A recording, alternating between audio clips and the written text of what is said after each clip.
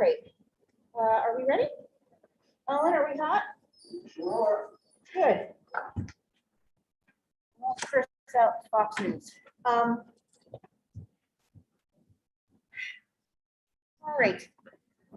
We have just returned from executive session to discuss issues related to collective bargaining or litigation. If an open meeting may have a detrimental effect on the bargaining or litigating position of the public body. And as for the Medfield Teachers Association, Unit A and B, AFL-CIO custodians, cafeteria workers, and secretaries, and to conduct strategy sessions in preparation for non-union personnel contract negotiations, and that would be for the superintendent. So tonight is a little different than usual. We will now open the public hearing for the fiscal year 23 school budget, beginning with a roll call vote. So why don't we start from the end of the table? Anna Mae O'Shea-Brooke here. All right. Megan Glenn here. Tim Knight here. Jessica Riley here. Leo is out of town on business tonight, unavoidably. I do want to remind you that this meeting is being recorded, streamed on Zoom, and will be uploaded to the Medfield TV YouTube channel. And now that the hearing is open, I'd like to run down kind of how we'll proceed. I expect that the hearing will last for no more than an hour, and Dr. Marsden will make an overview presentation. And then we'll take questions or comments from the audience that is here. All comments tonight at the hearing are in person. You can approach the mic, state your name, address, and then make comments or ask questions regarding the fiscal year 2023 budget. And unlike a regular meeting, you can engage and answer questions. We may have questions for you. We would prefer that you keep those comments and questions, as we always do, to about 3 minutes. If we're engaging in a dialogue, obviously it's a little bit more flexible tonight than we are within our regular meetings. For those of you who are watching or would like to make comments after some thought, you can submit comments to the committee through the budget feedback document, which is posted on the school committee page of the district website and will be live right after the hearing or in the morning. Andrea, in the morning? In the morning, okay.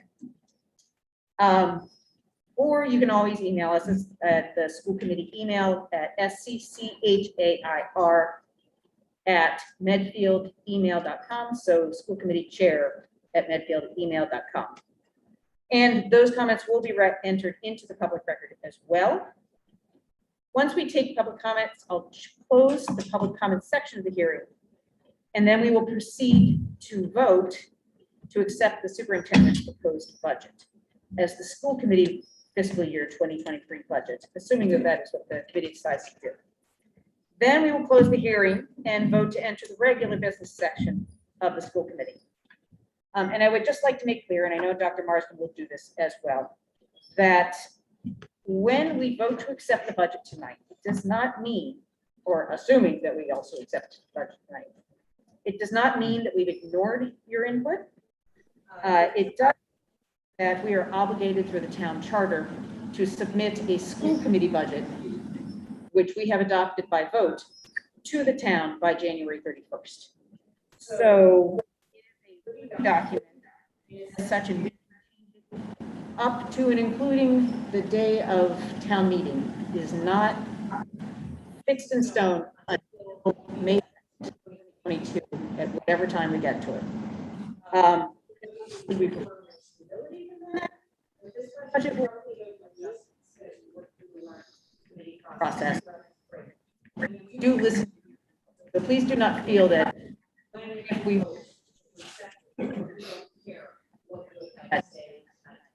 very much. All right.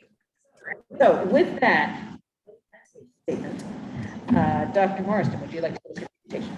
Thank you, Madam Chair. Thank you.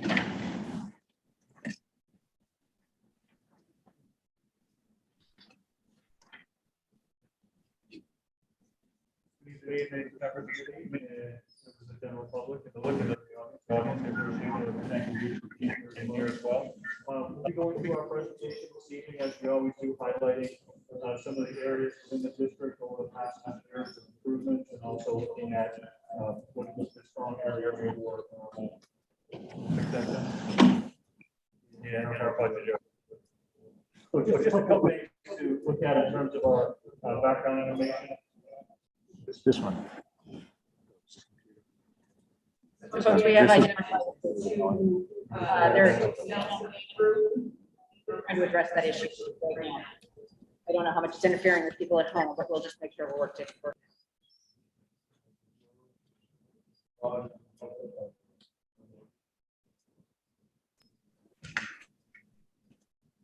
Test. I'm still here.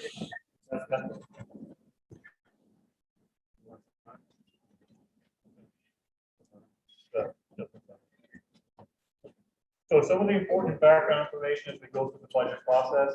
The superintendent is the budget officer, so the three general areas of responsibility for the superintendent's budget officer will be budget preparation, budget presentation, budget administration. Tonight's budget is also often called the superintendent's recommended budget, as Jess just talked about. If the school committee decides to accept the budget tonight, it's then the school committee's budget at that point. There is no official FY23 budget, so the school committee votes. If the budget is voted tonight and submitted to the town, it's not necessarily the final budget, as Jeff had said.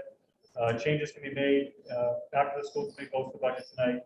And then one thing that we want to add this year that we does for the budget organization line items, the chart of accounts, are assigned by the Department of Education. So sometimes you wonder why certain areas are under what guideline they are, but the chart of accounts really directs us and forces us to put certain areas in areas of the budget. So important budget terms that you'll hear tonight. Chapter 70 funds are the state funds earmarked for education. The governor just released his budget yesterday, so we have some updated numbers on that. There'll also be one from the House and then one from the Senate as well. So the governor's budget only gave an increase of $30 per student to Medfield. We're hoping that the legislature kind of backfills that, gives us additional funds there. Circuit breaker is a state reimbursement for our special education costs, typically a threshold around $40,000 to $43,000. We can claim above that and get a percentage of that back. We are assuming in this particular budget that it's 72%. Collective bargaining agreement is the CBA contracts we have with our teachers, our teacher assistants, custodians, secretaries, and our cafeteria workers. You'll sometimes see steps, lanes, and percent of increase. So that's the pay structure of the contracts and the CBAs. So a step is a yearly increase on the salary grade. Lanes are based on degree attainment, which is on horizontal on the grade, and then a percent increase is the amount added to the pay. So you can have situations where certain staff members could get increases each year in three different areas based on whether they have degree attainment or another step as well. FTE or full-time equivalent, that's a full-time employee or a fraction of a full-time employee. We have lots of 0.5, 0.6, and 0.8, so fractional employees in the district that don't work full-time. Level service budget, we talk about that often. That's the same people, same programs. This budget you'll see tonight is a little bit more than level service, but not much. And then our capital budget, which we'll talk a little bit about this evening as well, is separate from the operating budget. It's typically for large purchase items. One of those that's certainly going to be on our capital for this year is a new truck based on what happened in the last storm with a plow truck caught on fire. So we certainly need one of those. We've got 17 great years out of it, but it's certainly time for a new one. Unfortunately, it's going to be taking almost a year to get a new one because of backup with chips, etc. So we'll see. What I want to share tonight, though, is some of the key items of the Dale Street School capital budget. Because we've been asked that a lot in the last few months. We wanted to share kind of the priorities based on what we talked about in Dale Street for the next 2 years. So here's the overview of what we're going to be talking about. So we'll go through our mission statement quickly, the budget process and FY23 assumptions, a couple of slides of where we've been. We talk about some of the improvements we've made over the years, the Medfield 2021-23 budget priorities, the drivers, the funding sources, the breakdown, budget increase breakdown. A little slide on the SR3 grant, which is allowing us to do a little more next year, which we're excited about. Recent generated revenue that the school department has that it's benefited the town.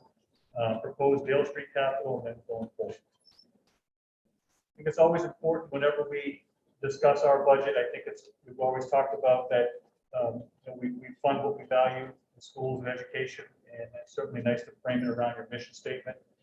This continues to be the mission statement of Medfield Public Schools, and each year, when we do our leadership retreats, we take it apart a little bit and talk about how we're doing each section, and try to make improvements based on our mission statement.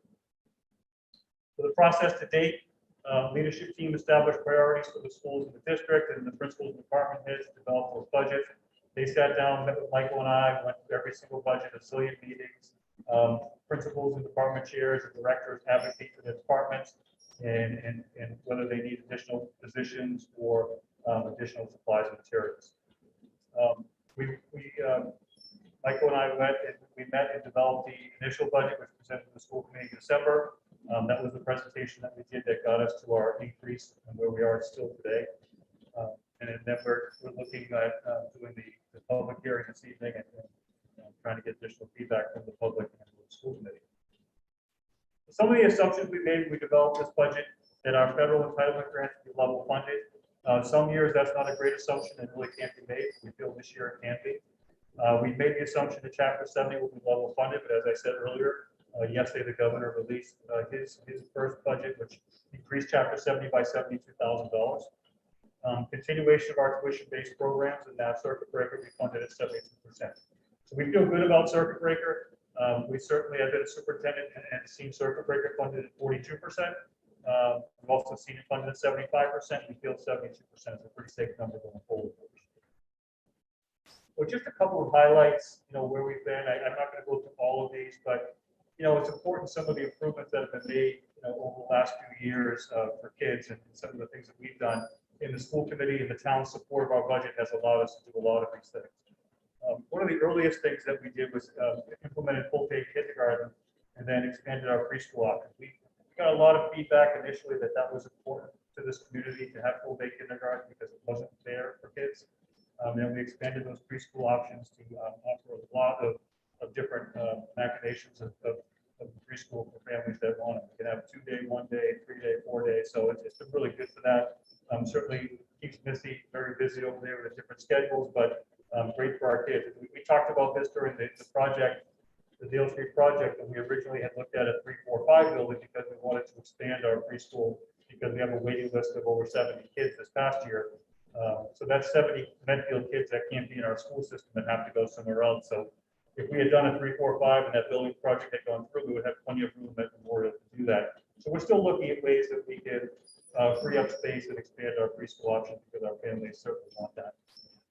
One of the things that we did that was really an equity issue that we felt was important to do is moving from 3-tier bus routes to 2-tier bus routes. So if you're new to town and you didn't have children, in school 8 or 9 years ago, Wheelock School started later because of busing. So there was a tier of busing for middle school, high school, a tier of busing for Memorial and Dale, and then one separate tier of busing just for Wheelock School. So, we heard stories of parents that had difficulty with work schedules because of it, had to fund daycare because of that. So you could have your child that is at Memorial at 8:10 or 8:15, and then you have to wait till 9 o'clock for your other child to get picked up that was at the Wheelock School. It really became problematic for the community for a long time, and that was something that we felt was really important change, and it's worked out really well for us. Technology always been a real strong program in our district. Started long ago with some previous generation iPads, and now certainly have iPads in the younger grades and they Chromebooks throughout the district.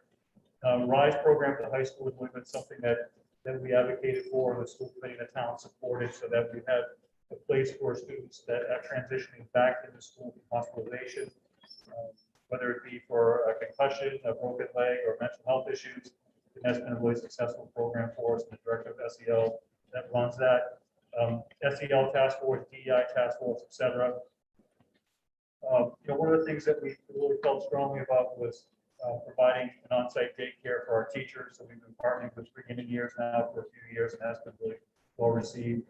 We worked with the police department to create the SRO position, and also bring interface to Medfield, which interfaces the mental health referral service that we have now, and that was something that the police chief and I, former police chief and I had done together, and we funded that out of our budgets. We split that. Restructure special education. We've actually done that twice. Restructuring special education administrative support. And then, of course, completed new turf field and track and boiler project relock. And we were accepted in MSBA, but that certainly did not work out as we know. And lastly, one of the things that I think is really important is implementing a new master schedule at Medfield High School this year.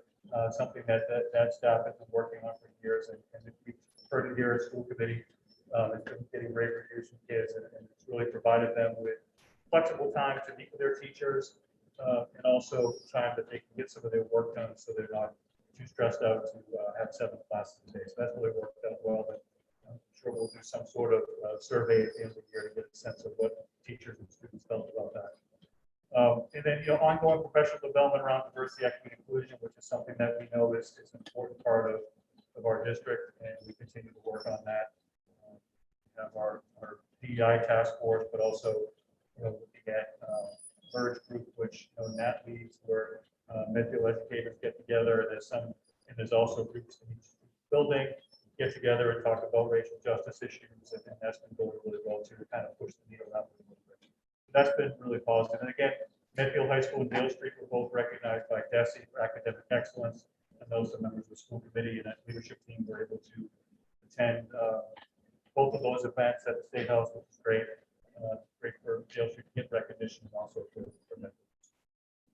So some of our as we're looking at Medfield 21, our strategic plan, we are obviously at the tail end of that, and then the last 2 years of the pandemic really threw us off kilter in terms of our timing and completion of that and the starting of our new strategic plan. So we still use Medfield 2021, and we're developing this. We would just kind of go through this quickly. Our goal number 1 is committed to collaborative learning culture and continuous improvement for all students and staff. So we feel like maintaining our current staff is a really important part of that, and you'll see that this budget will do that for us, maintain our staff, and add just 2.2 FTEs to the staff that we currently have now. Also very committed to professional development. We fund those 3 buckets of professional development for our teachers, course reimbursement, our R&D program, and then conference and travel. Those are really important pieces for our teachers in PD, and we try to bring PD in as well. We provide time during the school day with common planning time, which is also some really good job embedded PD for our teachers. And then maintain, expand, and improve our technology infrastructure, which is something that we're doing on an ongoing basis. So obviously, student wellness is really important to us, and staff wellness as well. So we want to maintain our current staffing around wellness and counseling in our RISE program, and then continue to support the collaboration we have with outside agencies.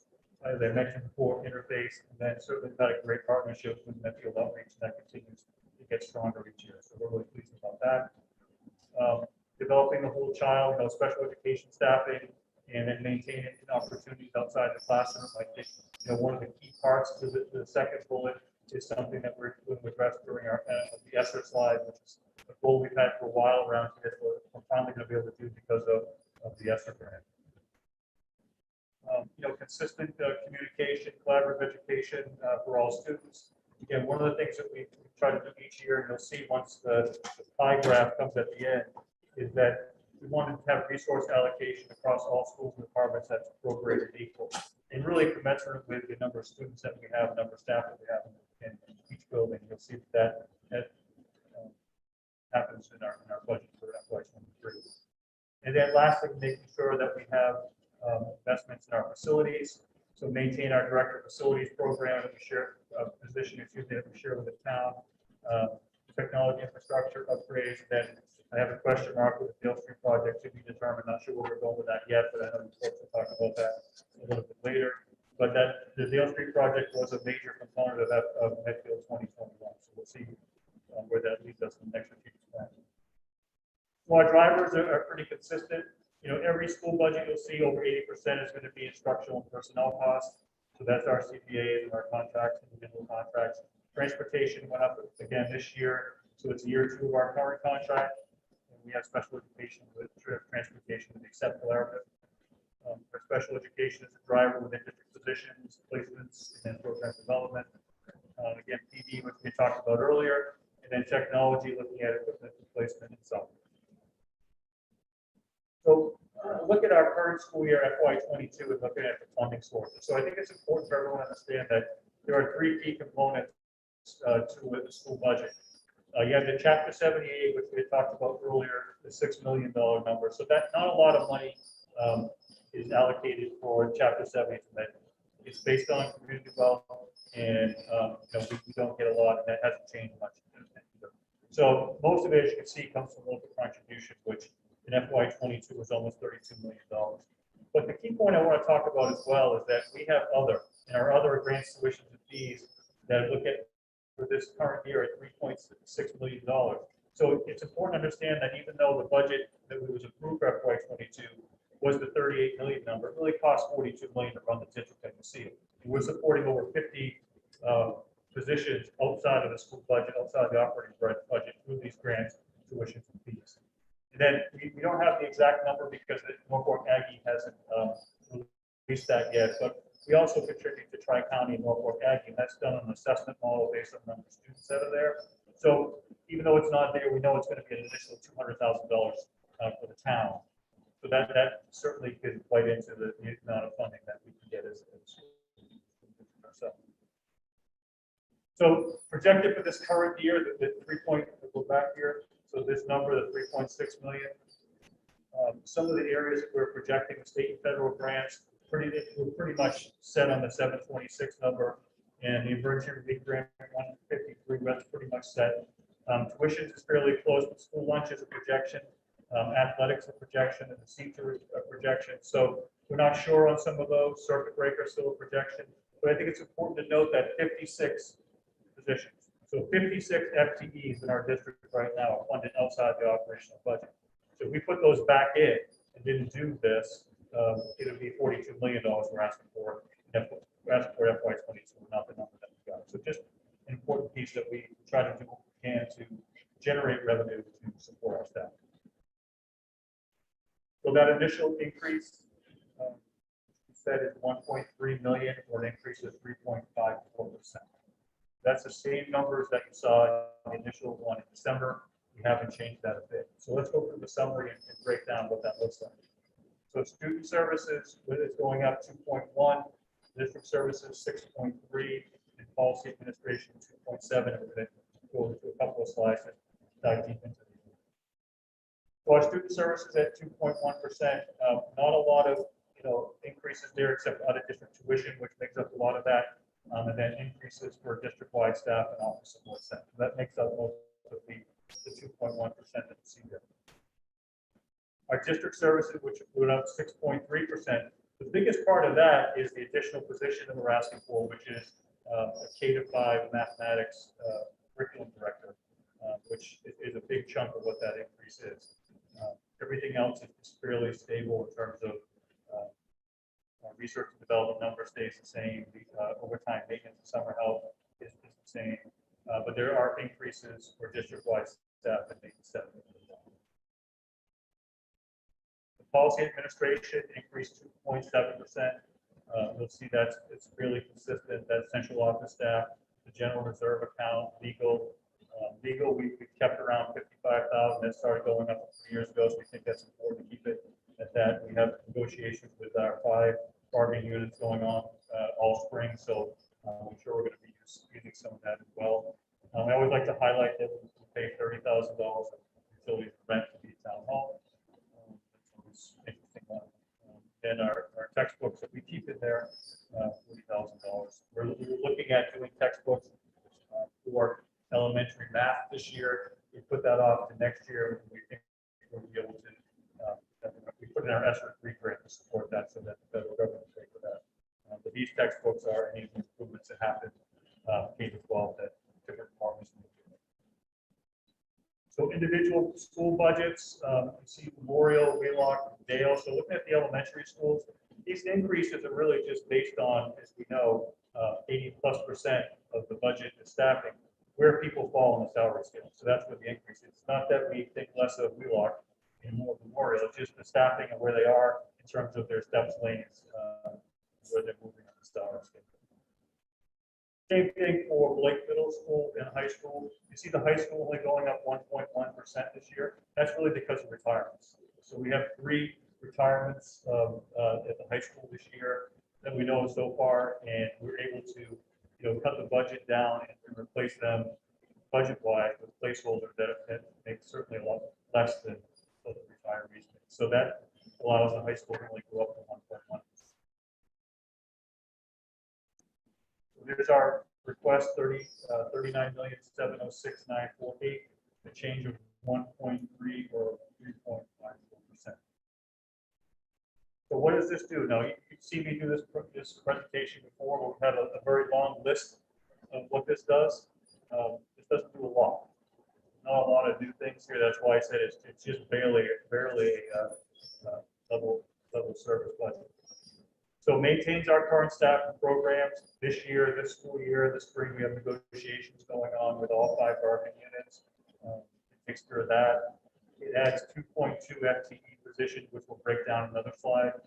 Increases the supplies at 52, transportation 38, out of district 49, and increases technology and equipment by 34.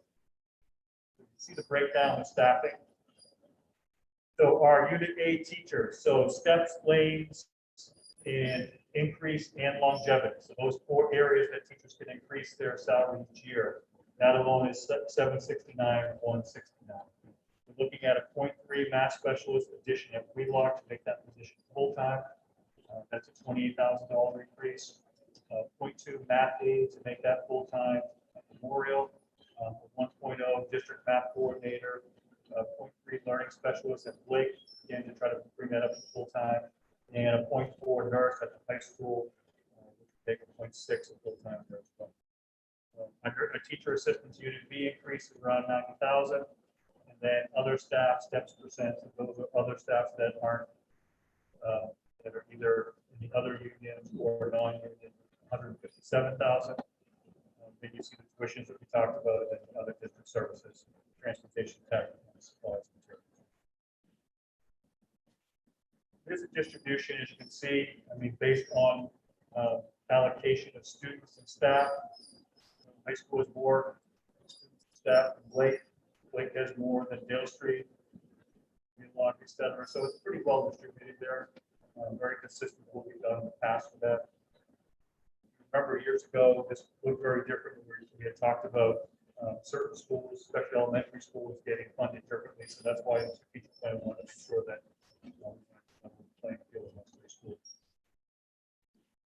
So the SR3 grant is really a nice bonus for us this year as we go through. Now there were some parameters in the SR3 grant. We couldn't just spend the 373 on what we wanted to spend it on. Not willy-nilly. You had to, there's certain criteria which you had to use it for. So things like building improvements was important. Things like trying to address any potential summer loss, additional support for students, SEL, student support, all those kinds. So that's where we broke this down. We had done a survey earlier in the year to get feedback from parents and staff on this. This is what it broke down to the SR3, which was just approved 2 weeks ago. 2 weeks ago, just approved. So we have a 0.5 increase in guidance in both Memorial and Wheelock. Right now, we're sharing a lot of guidance folks, and we want to make sure that they're full-time in those buildings because our kids certainly need that, and they need that support. So that was a real important priority for us as a district. 0.5 assistant athletic director at MHS. That's a position that after John Panciaco passed away, we did not replace. We've definitely seen the issues with not having that position. So we feel that's an important one to put in there and keep it as a support for Eric in that program, especially in the winter. It becomes difficult when we have hockey games, the basketball games, and we always have administrators there, and that extra assistance is really important for us. 1.5 teaching assistants at both Memorial and Wheelock. That's an important thing that the principals really felt strongly about. They had asked for that as part of their operating budget for FY23, and we felt it would fit nicely in here. Whenever you have any staff in a federal grant, you have to add retirement system money in there, so we did that with the 10,000. Mary has run a great boot camp the last couple of years. We're going to expand that, and this allows us to do a little bit more of that, maybe do it longer in the summer with his interest. So that's a really nice part of it too. Professional development is a key piece. Again, we're committed to that. and we were able to put in 25,000 more professional development as a part of that. Gary's been working on an anxiety partnership with McLean Hospital. There's a program that she looked into the last 3 or 4 years that we haven't been able to afford. And because we felt this was a great opportunity to do that, and it really made it fit the criteria of this SR3 grant. This was the time to do that. So we jumped in on that. Interface referral, and then that we belong to the coalition. It's been a fundraising effort the last couple of years to do that. I told them at their meeting last week or the week before that we had put in the SR grant to pay for this year. So that's one less fundraising event we need to have to try to do that. So that's we get the reports all the time, and I think that it's been great the amount of people in our community that have taken advantage of interface referral service. So it's definitely something we want to keep. One of the things that we thought was important is to continue expanding our early literacy screeners. So DIBBLES is something that we'll do in the younger grades as a way to pick up any potential issues with early literacy. Math textbooks, which we're going to use in FY24. We're looking at that for elementary school. And here's the thing that expand opportunities for kids we felt really strongly about. We've been waiting to do this for a long time. We'll be doing a late bus pilot for middle high school next year. And that's really going to be an opportunity for kids that maybe can't stay after school for intramurals or can't stay after school for extra help or whatever because they don't have a ride. We'll be able to provide that for them going forward. So we're excited about that. And then as we've had lots of HVAC issues since we started the pandemic, because we have the system running all the time with fresh air, we have a lot of HVAC units that are old and they're just coming at the end of life and we're replacing them. So Lake needs one as well, so we put $25,000 for that. So all that fits the criteria, and there's $373,000 worth of both supplies and programs for kids that we would never have without the SR3 grant. So we're really thankful for that coming in. Again, we always complain about the fact that we don't really get much and we don't compare to other places, but I think we've really used this to the max to stay in line with what our goals are as a district and what our focus is as a district in our strategic plan. So we're excited about that. Now, the downside of this is what happens the following, right? So that's the downside, is that we're going to have to evaluate kind of where we are with each one of these programs and then decide whether it makes the FY24 budget or not. So that's like, for instance, if the late bus pilot goes really well, we continue it, it may be a paid for service, right? We have to do that. So there's definitely ways we can do it. It's just that that's the risk you run when you put these in one time. So some revenue to the town from the school department. I think it's important that we certainly view what we do as a partnership. I mean, we work really, Michael and I work really closely with Christine and Nick, and we see it as an opportunity to provide money back to them. And this is, I think, I want to make sure this go unnoticed because I think it's not something that all school districts do. So the Dale Street feasibility reimbursement MSBA. So as we went through that whole process the last year and a half, as opposed to the old SBA, which was the school building authority, in which they just at the end they would give you money for 20-something years or whatever after your project was done. MSBA does it on an ongoing basis. So the town has received $398,400 as reimbursement for the feasibility study that took place at Dale Street. Medicaid reimbursement is something that only the school department can generate. Only we can do that. So that's we take the data on students and certain services. We submit that.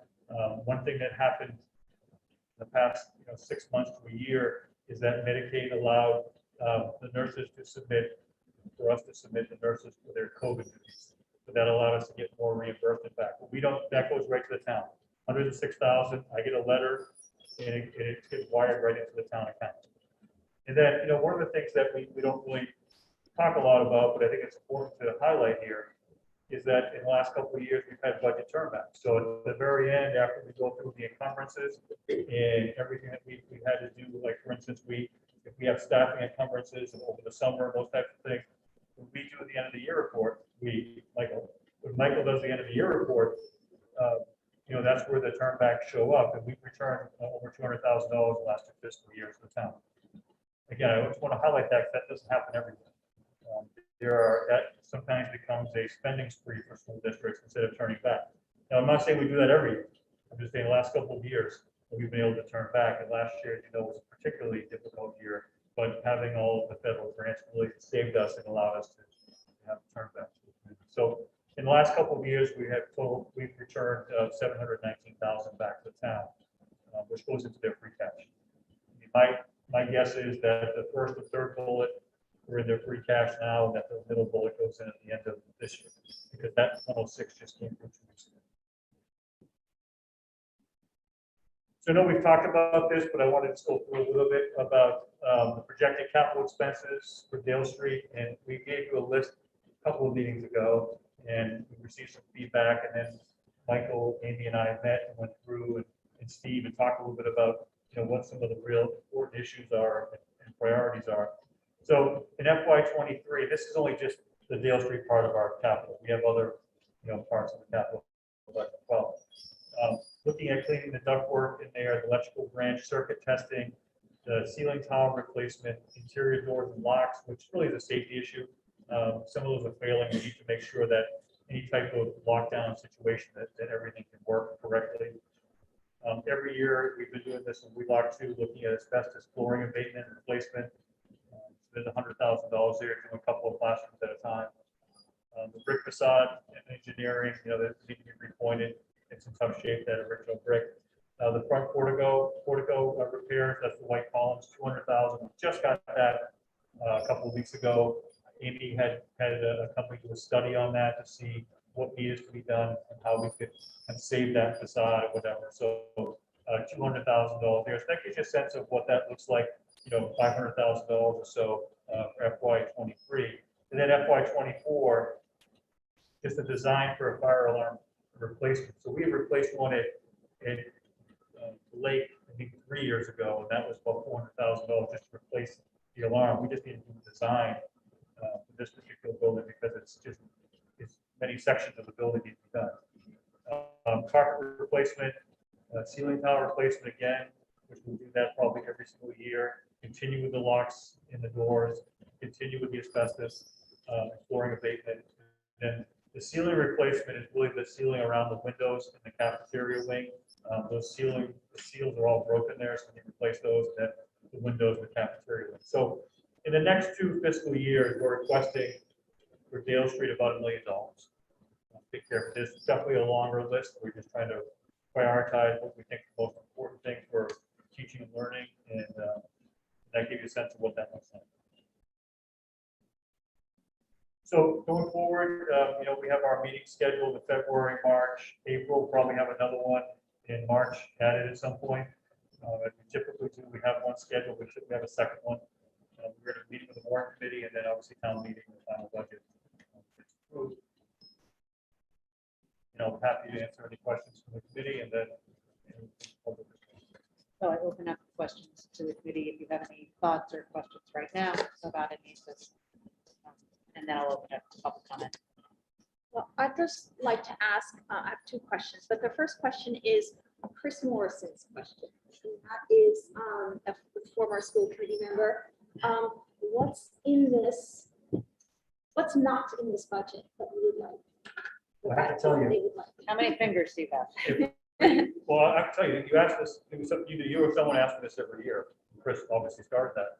I would say that without that SR3, it'd be a long list, but SR3 really allowed us to check off some of the things that we've been talking about now for years. Either the leadership team or staff telling us about. We did pretty well with this, I think. I think there's not a lot in there. I think there's maybe some building improvements in certain buildings that folks would like, but as far as programmatic and what we want for kids, I think we're in pretty good shape. Now, were we given any guidance from warrant committee before this in terms of ideally we would love for you folks to keep it under 4% or anything? Nothing yet. Okay. Yeah, I think we will at some point. Yeah. I didn't know if that was all right. Yeah, I think the gloom meeting got canceled this year, or it wasn't the full doom and gloom. Yeah. Christine and I talked about it, and she wasn't going to have all the department heads in this year, so I think they had kind of the budget outlook without everyone.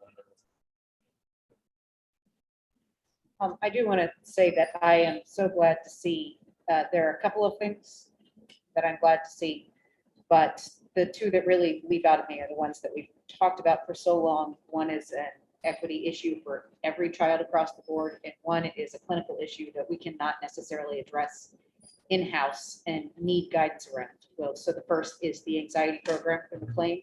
It's an excellent program, and clearly, not only just throughout the pandemic, although it has heightened so much, but we have had a real epidemic of anxiety and anxious symptoms and transition issues across the board with kids, with many children, not all.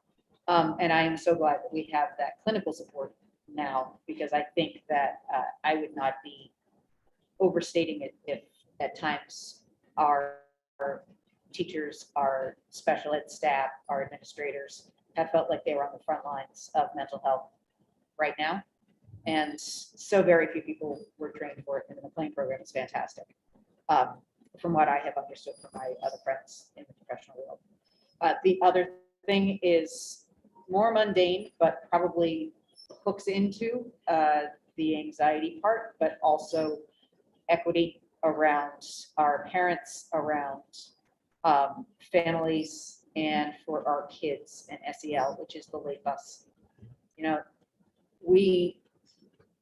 it is in a essentially rural, no public transportation, spread out district that we have not yet been able to provide our kids whose parents both work, or who have guardians who are unable to pick them up and drop them off, to be able to have this opportunity where they can now be in drama club without having to foist a ride or really scrub through. We've just taken a lot of anxiety off of a lot of parents, I hope, and off of a lot of our kids, and expand those opportunities. And now with the flex programs and so much extra help being added through that, we also give them the opportunity to be able to do the more fun things that you actually remember. You know, we remember the learning, but what we really remember are the times that we had with our friends in our after school clubs, and the things that we could choose and have things that truly meant something to us. And if there's a portion of our kids who are not able to do that right now because of a transportation issue, that just seems like it is such a great thing to have this addressed here. And I do think that it's about extending your learning, which is what the SR Grant is supposed to do, extending your learning and social emotional support. So I'm very happy to see that in there, and I would sincerely hope that we, after we see how the pilot goes, that we work hard to make that happen after this, however we have to. I think we've all been on board that for a while, Yes. or that I just want to put that out there, because that will be a game changer for a lot of kids. I just have a question about around capital, and I haven't been able, I don't know if there's even been a capital budget meeting yet.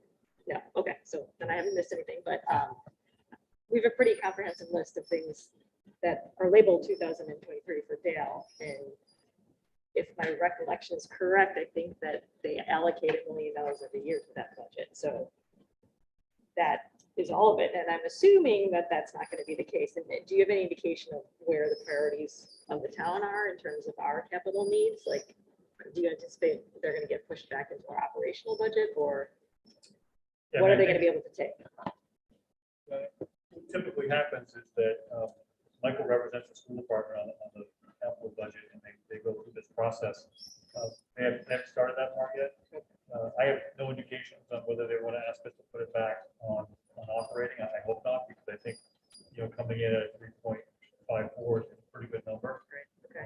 Listen to my colleagues, and there's many of them that are in the 4 to 5 range, and I think we've done a really good job of trying to keep it low in this community. And you know, one of the things that, you know, we look at is kind of historically, you know, what the district has done, say, in the past, you know, 18, 20 years, as far as increases. And just kind of look at that.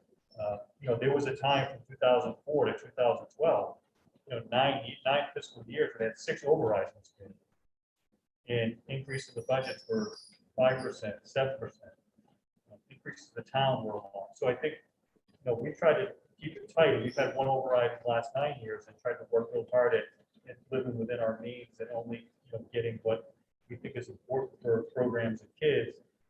And, so I hope it doesn't get pushed back in operating. Because that would So be I guess difficult my fear was that one of these like critical things, because I assume those are on that list for this year because they're critical. Yeah, yeah. And they've been pushed back because we Right. thought maybe we get a new school, but my fear is that one or more gets bounced off and then increases our operational budget to the point that we're gonna have to cut something else, and that's just, I guess I don't wanna. I just That's the verbalize eternal tension. it, but Yeah, Yeah, no, it is the eternal tension, isn't it? yes, so Yeah. I'm. And there have been years in here, while we're asking for a 3.54, there have been years, and we can all think of them, where the town, even before the pandemic, the kind of fiscal situation of the town was such that to even make this budget work and come in with like just a level of service budget was literally counting every dime, every quarter. And, the warrant committee worked so hard with us, and we worked so hard with them to try to figure out how to do that. So I understand it is the eternal tension in So that's TBD is basically. Right. All in a town in which it's truly only taxpayer funding for the most part. it's really difficult. I mean, it really is. I mean, We are in a very. so you even look next door at Westwood, they have University Place, right? So you have all that revenue coming in. We don't have any of that. We have a couple of small businesses in the outskirts, and then we have downtown, and that's it. So it really is local real estate homeowner tax. That's what we're looking at. That's a lot. I know it's probably not significant, but I know that actually Mary started the transitional programming for the 18 to 20-year-olds. Is that generating any revenue at this point? Well, it's offsetting some of our special education Okay. costs. Yeah, Yeah. definitely. is. Okay, so that Yeah. helps. Definitely helps. Okay. And then, I'm gonna reiterate that we've all been on the bus thing for a long time, and so I'm thrilled that we're gonna be able to test that out. Mhm. And possibly going forward for the pay to ride, so that will help maybe offset some of this as well. We're optimistic it's going to be successful. Yeah, We're really allocated, looking at one for the middle school, one for the high school, or we're doing, runs for middle school, runs for the high school. But we haven't really figured that out and see exactly what we're going to do, but we're pretty optimistic. We are at 7:56. I think we started at 7:10, and I do want to make sure that we keep within that hour 5. So Tim, I'm going to open it to you, but I just wanted to make us all mindful of time. Just that, I was actually on the topic of revenue. Any sense, like, it's interesting that roughly 70, or want pre-K or K, any sense of what the revenue that might represent? Yeah, about $300,000. Yeah, that's good. Yes, we looked at that. So about 300 or so. So that's why we've actually had informal conversations around, well, does it make sense for us to put a modular building on the side of Memorial to expand preschool that way, to offer the opportunity for kids and get that revenue as well. So it could pay for itself. So we're kind of looking at that a little bit, investigating what that would do, what the process of that might be. But it's not great when you have 70, 75 Medfield kids that want to be here and they can't. It seems like it's a win-win. We could. We were looking at what would be to get universal preschool for all kids, to get them all in here, because we get to know the students right away. We had that in my former district, and it was fantastic. Students see additional support, be able to give it to them when they're 3 years old and 4 years old, and really help them out. So that's something we'd love to do, but we don't have the space for this. How long would it take if you wanted to do modulars? Sorry. How long would it take to explore modulars? So we've been, Michael and I have been looking at it with Amy, trying to see what that would cost. So there's different versions of them and different levels of modular. They have to be done in on footings. You have to have bathrooms and electricity. You got to run all that out there. So there's definitely space outside the preschool area of Memorial to do that. We just look at it a little bit more. Actually, at some point in spring. I would like to see more of our children served in preschool capacities, because also our preschool was initially started as a hybrid program for kids who need additional support and are on IEPs early on. And they're supposed to have a cohort of kids who, so that's fully inclusive. And so often it becomes difficult to keep that balance when you simply do not have enough room to be able to support the number of children who want to be here, right? It's just a much better model if we can have our entire community together. The other option we have with that is reduce the number of full day kindergarten clubs. I don't think that's But I happening. don't think that's not a great solution either, so. That would be the official, yeah, there would be pitchforks, there would be, yeah. Okay, if the committee is kind of said their initial comments, I will open the floor now to public input. And again, tonight, all comments are in person. To approach the mic, state your name and address for the record, and make comments or ask questions. Regarding the fiscal year 2023 budget, we can have a dialogue if we happen to have answers or there's things that we feel like we can say, or we can ask people to clarify a little bit. I would keep that comment, given that I think that there is one person with a sheet of paper.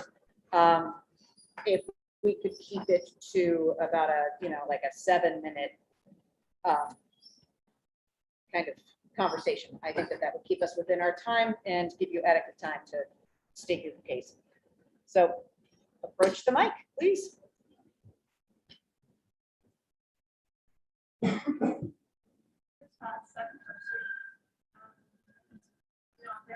Very fascinated about and also have the budget for this year. Since we don't really have anything to guide next year. And I'm also, the state that we're in right now, very empathetic and appreciative and sensitive to stress that staff, everyone has been under. You guys, probably don't hear that from me enough, or at all. But I've been really reflecting on a lot of things like teachers, friends who are teachers, and the stress it doesn't matter. So I think part of what I'm asking is, given everything that's happened the last 2 years, stress, staff stress, administrative stress, what is in the budget to help with that for next year? Beyond just guidance after budget, or are we doing anything thoughtfully to address staff stress? So I just, the first part of your comment around the fact that, there's nothing guiding us for next year. I think what I said earlier too was, because we weren't able to accomplish everything with Medfield 2021, kind of just brought that through to next year. That'll get us to the fall. I think it's important to understand that, 10 years prior to my arrival, those streets quite well. So I think a couple of months is okay, and I think we'll make it through. We'll continue the 2021 and go through that process again in the fall. But I think these folks can tell you that they do a lot of work with our teachers around stress and around giving them. We are great with giving teachers additional time, providing them time off when they need that, supporting them through looking at the staff needs and trying to do. I love when I go to that staff meeting because it's always mindful minutes and I give them a hard time about it. Always providing a lot of support for staff. So I don't know if you could put it one thing in the budget that's directed to staff and SDL, but an awful lot to support our staff. So, what jumps out at me is very specific items related to academic sports, but it's not obvious to see what's for SEL sports. SEL support? Well, both, yeah. Okay, because I can go through that again. Chris, were you speaking specifically to SEL supports for staff Both. or just for children? Both. For both. Okay, so thank you. And I'm actually referring more to the detailed spreadsheet that just goes in. When I look back to get more specifics, it's up to tease that out. It's easier because that spreadsheet is very much more specific in terms of Yeah. the school or the departments and things like that. So specific, specific line items that they relate to. Yeah, I think, in the beginning, I addressed the fact that the charter accounts are developed by the state. And we have to follow those, so we can make it more difficult, I think, so. I'm excited about that. Yeah.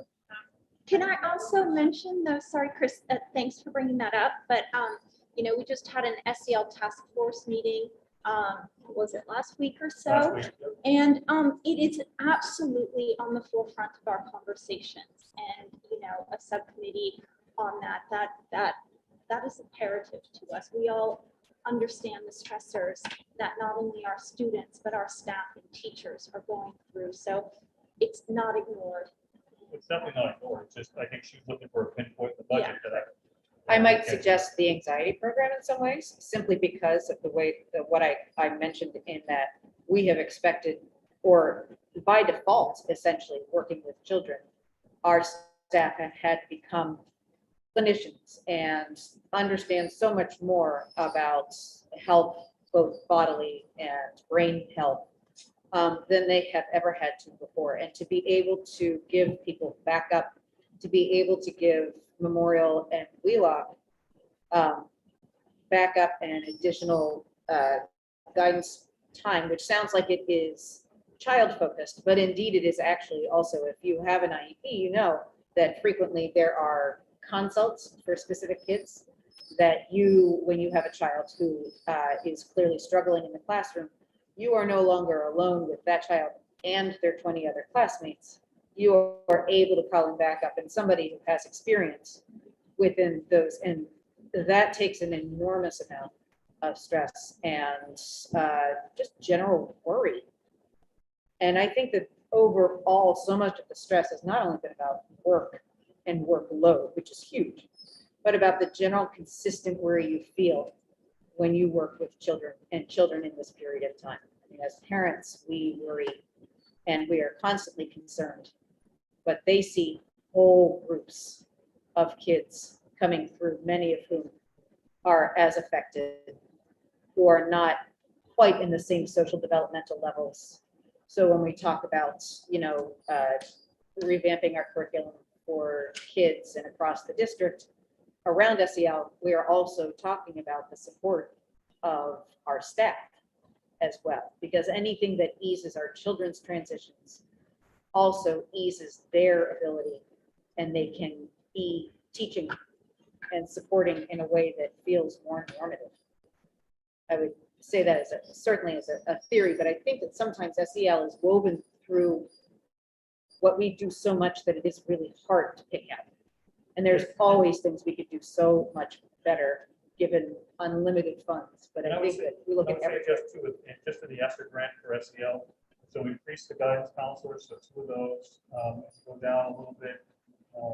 Anxiety partnership and the PACE referral. I think they could case for late class being an SEL issue. I mean, so that I think we're trying to address it through the SR grant as well, on top of all the other stuff that we've done in the past 5 or 6 years. I think too, but it makes sense. All my reading. It's been in the press, but they'll know just in terms of staff shortages in general right now, in terms of the lack of substitutes, teachers having a couple of classes, principals, staff shortages. Sure, yeah. And so I think, I was just looking maybe a little bit more in the budget to say, okay, is there anything in the budget itself to say, okay, we're going to plan for that next in the fall, so that our teachers, if they need to increase the resource support, or substitute, whatever is there as a safety. That's in the budget somewhere. Sure, there's substitute line items, but it's really hard to find substitute teams. Certainly, the money's there, just you can't find the people to do it. And just before the pandemic, we had actually increased our substitute per diem pay rate to be able to try to get more, simply because of the struggles that we have. But frankly, right now there are very few people who want to substitute. That would also wonder how many other districts, I'm sure you can find some, Chris, but that have the amount of nurses we have right now. We have Yeah. incredible nurse support, which provides a lot of SEL. I think that, the high school nurses and the lead nurse have told me that they do a lot of SEL type issues, not just, so I think we do really well with that, having multiple nurses in the building. If you do some of the reading, you'll see that many schools don't even have a nurse. We have, building for that. So I think, we've done a lot with that as well. If we think of mental health no longer as mental health, but as brain health and physical health, and that it is an entire system, the nurses really catch a huge portion of that. All right, so, and Chris, I'm going to give you one more question, and then we want to wrap this So up. this is kind of it. So, I'm looking at ClearGov, that it's just great. And I don't really understand, so we need to clarify, our non-public school tuition is going up, going up, going up. One instance where it actually stays stable. And then when you compare Medfield with a non-public school tuition against similar districts, we're like off the charts. How much spend on it. So I don't understand why that's. So, Chris, are you talking about chapter 76 or chapter the line is 766? non-public school. Right, that's chapter 766. Special ed. Special ed schools that are outplacements for children with, whose needs are not able to be met within the district. Yeah, so So the different line items Mary, you for. want to come up here just so they can. Sure, sorry.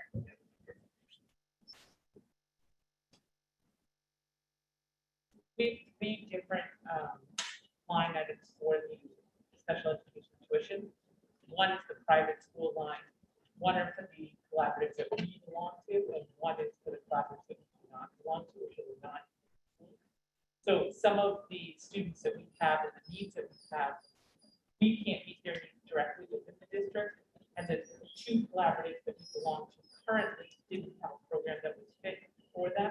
We wanted them to have opportunities to have public school peers and connections to public schools, but collaboratives often offer. So we looked at other collaboratives outside of our region, which increases that tuition line, but has a lower tuition line. So it's student specific. Numbers, they feel like they're in the other districts. We're like, we're just off the charts. can you Yeah, define we'll- off the we haven't charts? looked at that. We'll have to look at that. Yeah. Yeah, I mean, Yeah, it just. we haven't looked at ClearGov to see any comparisons to other. Yeah, I understand that our non-public school tuition is 5,500% higher than super districts. I mean, it was just. That seems to me like I that's don't their know. data I mistake can't and not comment on ours. it. I'm not sure. But what I know is what Mary just said, so I can't comment on ClearGov.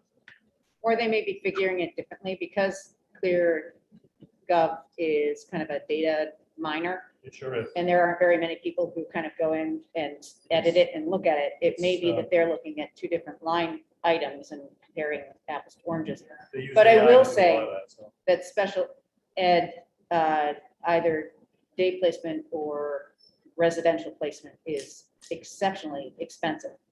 And that is tuition that is set essentially by the state, right, Mary? For the most part, And I think the other thing is. and it depends on intensity of need. Exactly, and what we're doing is looking at what the students need. in Right. a specific environment. Right, So right. if that's afforded by another collaborative versus private school, it allows them opportunities that. That's what you do. Right. Yeah. And I think that that has been a real sea change over the, at this point, 10 years I've been, 13 years I've been in the district and been following special ed pretty clearly for a very long time. It seemed as though it was very difficult to get any of your needs met, and it has been significantly different, certainly since Mary has been here, but just in general over the last 7 to 8 years, very clearly.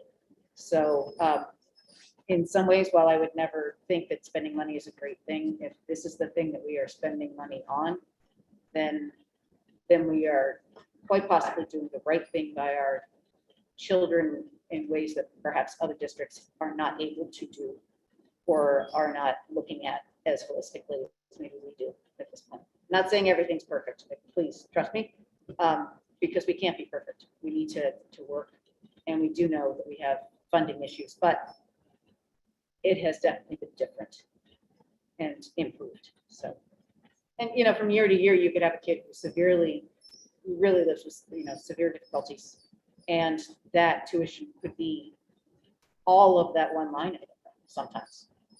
That's really, some of the programs and the needs of kids are just simply cannot be met in the community at all. So I'm going to, since Chris has moved away from the microphone, and Ed, you are my only other person here. Unless any of the administrative staff would like to make a comment, but if not, I will close public comment, and then I'll just briefly open it to the committee again, if there's anything that they would like to wrap up with. No, and if not, then as I stated at the beginning, I will put to the floor and call for a motion to accept the superintendent's proposed fiscal year 2023 budgets as the Medfield School Committee school budget for fiscal year 2023. Do I hear a motion? So moved. So moved. Anna Mae Megan Glenn? and Megan Glenn, second. And I will now take a roll call vote. So Anna Mae O'Shea Brooke, yes. Megan Glenn, yes. Tim Knight, yes. Jessica Riley, yes, the motion passes unanimously. And this is now our budget. And I assume that Ed, you and I and everybody else will be on the warrant committee. We'll be talking about this along with, obviously Jeff and Michael more, but we look forward to working with you. So thank you. And out there in TV land, if anybody has comments, we do have that form, and it will be open underneath all of the budget information for this year on the website. Okay, under the school committee page. So thank you very much. I am now going to close the hearing with a roll call vote. Again, we're going to be doing a lot of roll calls for a second. So thank you so much, folks. So do I hear a motion to close the public hearing? So move. Megan moves. Second, Anna Mae? Anna Mae second. So then Anna Mae, please vote. Yes. Thank you. Megan Glenn, yes. Tim Knight, yes. Jessica Riley, yes. And we have closed the hearing. Okay, so now for our regular session, and thank you all so much. We are going to now call to order this January 27th, 2022 meeting of the Medfield School Committee, beginning with a roll call. Tim Knight, wait, Tim Knight, you're right there. Go ahead. So Here. Megan? Here. All right, Anna Mae, I know we all know we're here, but it's a whole separate thing. And Jessica Riley, we have opened the meeting. If you are just joining us, I'd like to remind you that this meeting is being recorded, streamed on Zoom, and will be posted to the Medfield TV YouTube channel. And at this point, I will call for public input. Citizens at this time may address the committee on items of school business not on tonight's agenda. The committee will take such items under advisement without action. I'm sorry, or discussion at this time. To offer public comment, please approach the mic, tell us your name and address, and then you'll have 3 minutes to make your statement.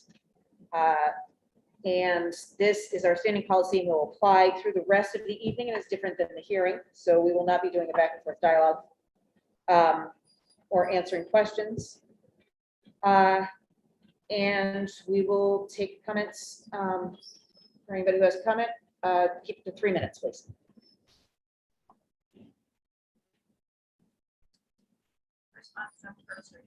Oh, you again. Hi.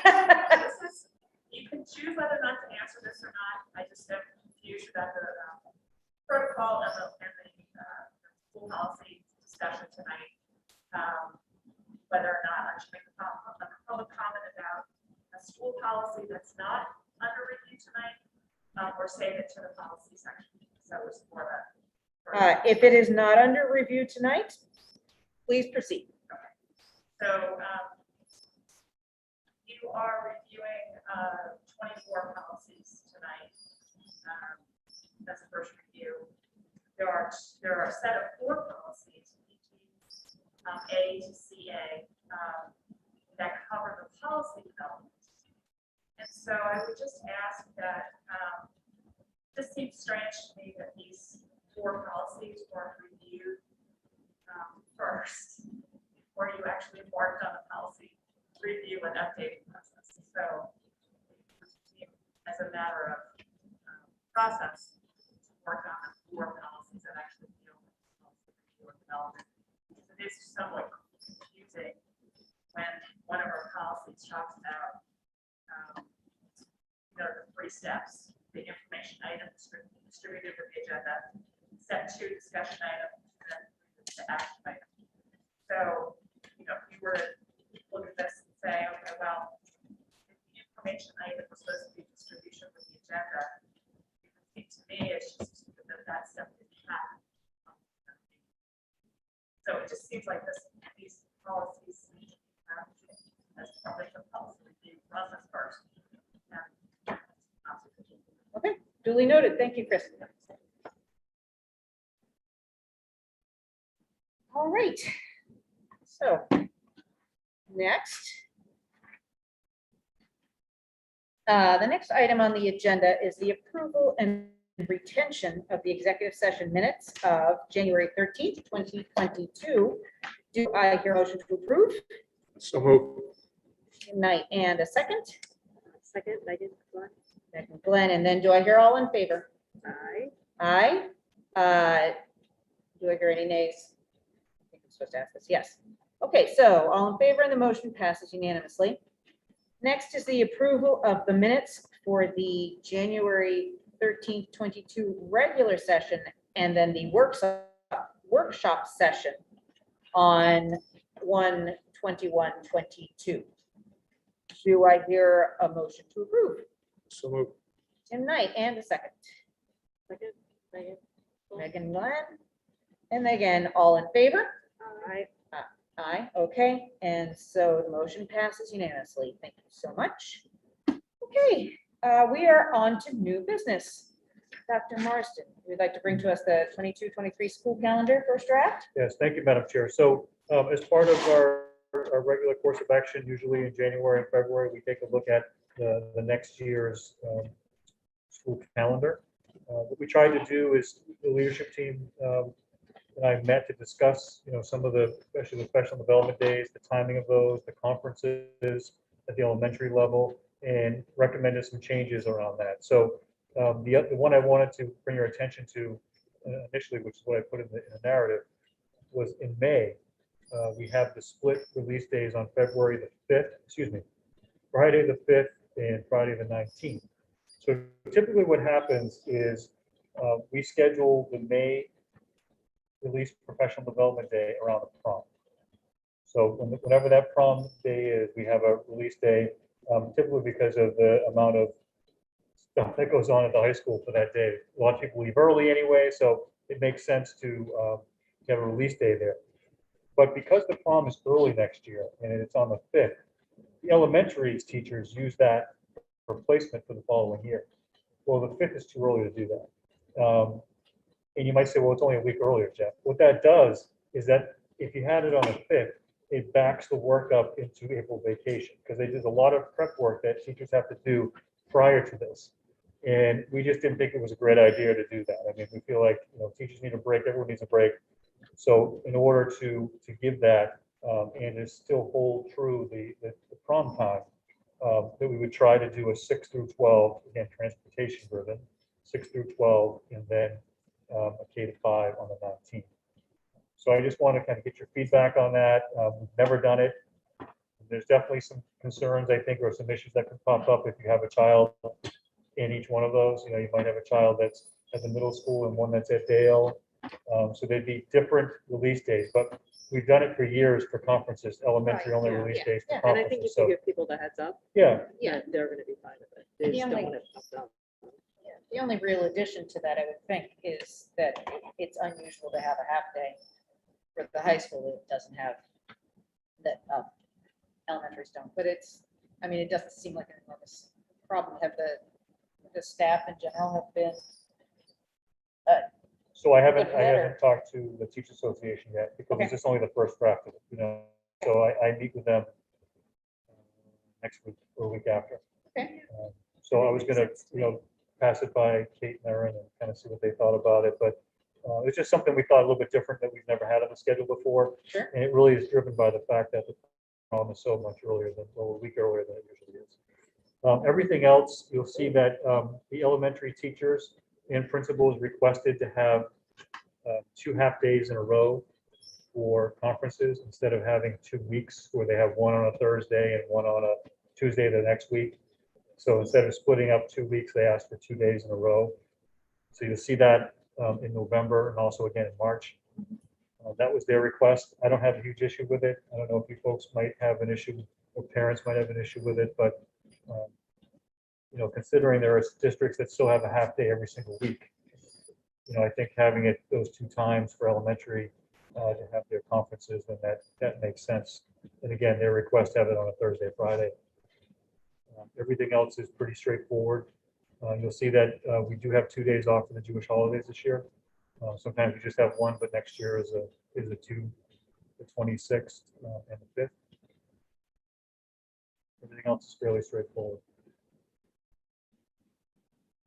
Nothing really stood out. Oh, so it's this, I'm sort of so we like a- have like another I'm a stick. long Labor Day weekend. I got a couple things. Gosh, you guys. Here we go. I was just immediately drawn to October. As I always, and I know that we have 2 of the Jewish holidays in September, but we do have 2 full weeks of school in September, which sometimes doesn't happen. So, That's correct. Yeah. but the professional development half day in October on that 7th, Mhm. I just think with that Wednesday off and then Monday off, to put a half day on Friday, it kind of just leaves that 6th Thursday hanging. And Okay. I think it'd be better to put that on the 21st and the 28th. What about on the 11th? Sure. Ooh, that's a long weekend. Well, I mean, I That think is we the try to, holiday. what we try to do is have it on Fridays of long weekends so that if people want to leave, they can. Right, but You know, don't you but I think see that that- they're I just see what gonna you mean leave, about the they're gonna leave Wednesday? Yeah. It'd be tough to get anything done Thursday. And then the other piece is that, and we had this conversation, and I'll do whatever you guys want, but one of the things that we thought about on this was, at least you have those 2 uninterrupted weeks of the 17th and 24th. If you throw in a half day there, then you only have 1 full week in October, you know what I mean? I mean, I think it's how it falls and you can't, I understand your point. But I do think that if I were a parent and I were looking at this and thinking, oh, I could leave a little early on a Friday, even though, because we can't do anything about Rosh Hashanah, but I could leave a little early on a Friday before a long weekend. Or I could come back in the morning. So You know, we could also not even have it because we have one on the 31st, so, Yeah, I was You gonna know. ask if you, why, do you usually have 2 in the same month? no, we don't, but we could certainly not, we could not have it I at don't all. wanna take away professional development. for sure. Well, you're not saying, I'm guessing you're saying not have it, you're just saying reallocate it to a different time. Good. I mean, We rarely have 2 PD in 1 month. I mean, Well, the in 31st December, was also another request from the elementary teachers and staff, so. yeah, you aren't gonna as get a- anything out of them. Yeah, okay, the December is just an early release, it's not. Right. enrollment, So Right. could we reallocate it to some, Right, December? yeah, the 20, it could be reallocated to like the 9th or something. yeah, early Yeah. December. Yeah, we could do that. I don't know. Do you, I mean, think, it's kind of nice to have it. I mean, I don't want to split hairs too much here, but I kind of think it's nice to give families the option if they want to take off, but I hear what you're saying. So maybe Well, get back I to will the defer to teachers whatever, yeah. association and see what they say. Yeah, I could check with them. I worry when I see that one. Right, just that one day the between. end Yeah. of chat. Wednesday in the middle. And the Yeah. phone calls. Yeah, well, no, I just, Yeah. even if kids do show up, it's like, I isolated there. And there's a lot of discontinuity, but, and then the same kind of idea with the one in March, just maybe bumping it back a week. I realize that it's only the elementary schools that will have the 9th and the 10th, but then they all would have 14th too, and that just might break. Oh, right, yeah. It would me. Another half day, you know. Yeah, that's one we can look at Do too. you guys see what I'm talking about? Yeah, I Yeah, do. yeah, I think definitely. that's a good point. So I'll be happy to leave the 7th one in October if you change that one in March. Well, let us do this. Let us go through and calculate hours too, to make sure that we make the right, we should. We're fine with hours typically, but let's take a look at that and see if it impacts it, and then we can, you know, bring back another draft. And I mean, I always hate to even think about eliminating a day of PD, Yeah, given no, that I we have really- so many I don't want to things. do that, actually. Our teachers are, you know, kind of begging for PD time at this point, so I hate to lose it. And in essence, it's a 2-hour inconvenience in a lot of ways, you know, kind of, it is, you know, what we see in mass exodus, people for that day and a half, possibly, but it's just right after they get back to school or from summer. I mean, I get it, but It's like 6 weeks in. yeah, And it's less, my concern is less about the elementary students. yeah, It's just when you're in high school Yeah. or middle school, those classes are like 10 minutes long, 10 to 15 minutes long. So it's just. Yeah, let me bring it back to 25 the minutes, right? teachers and the leadership team will go over it again, and then we'll bring back another draft. I mean, if we can keep from eliminating a PD day in general, Okay. and it's easy Be to clear, share, I but don't want, I think I don't that want to that's, eliminate it. yeah, like if we have to weigh what the Clear. possibility is, let's Okay. make sure that we can. So we have 2 half days we want to look at and possibly reallocate, the 7th and the 14th of March. I mean, the 7th of October and the 14th of March. Those are the 2 that we're looking at, right? That- Me, at least. I don't Yeah, I know. mean, that's fine. If you want. We can do that. Okay, All right. thank you.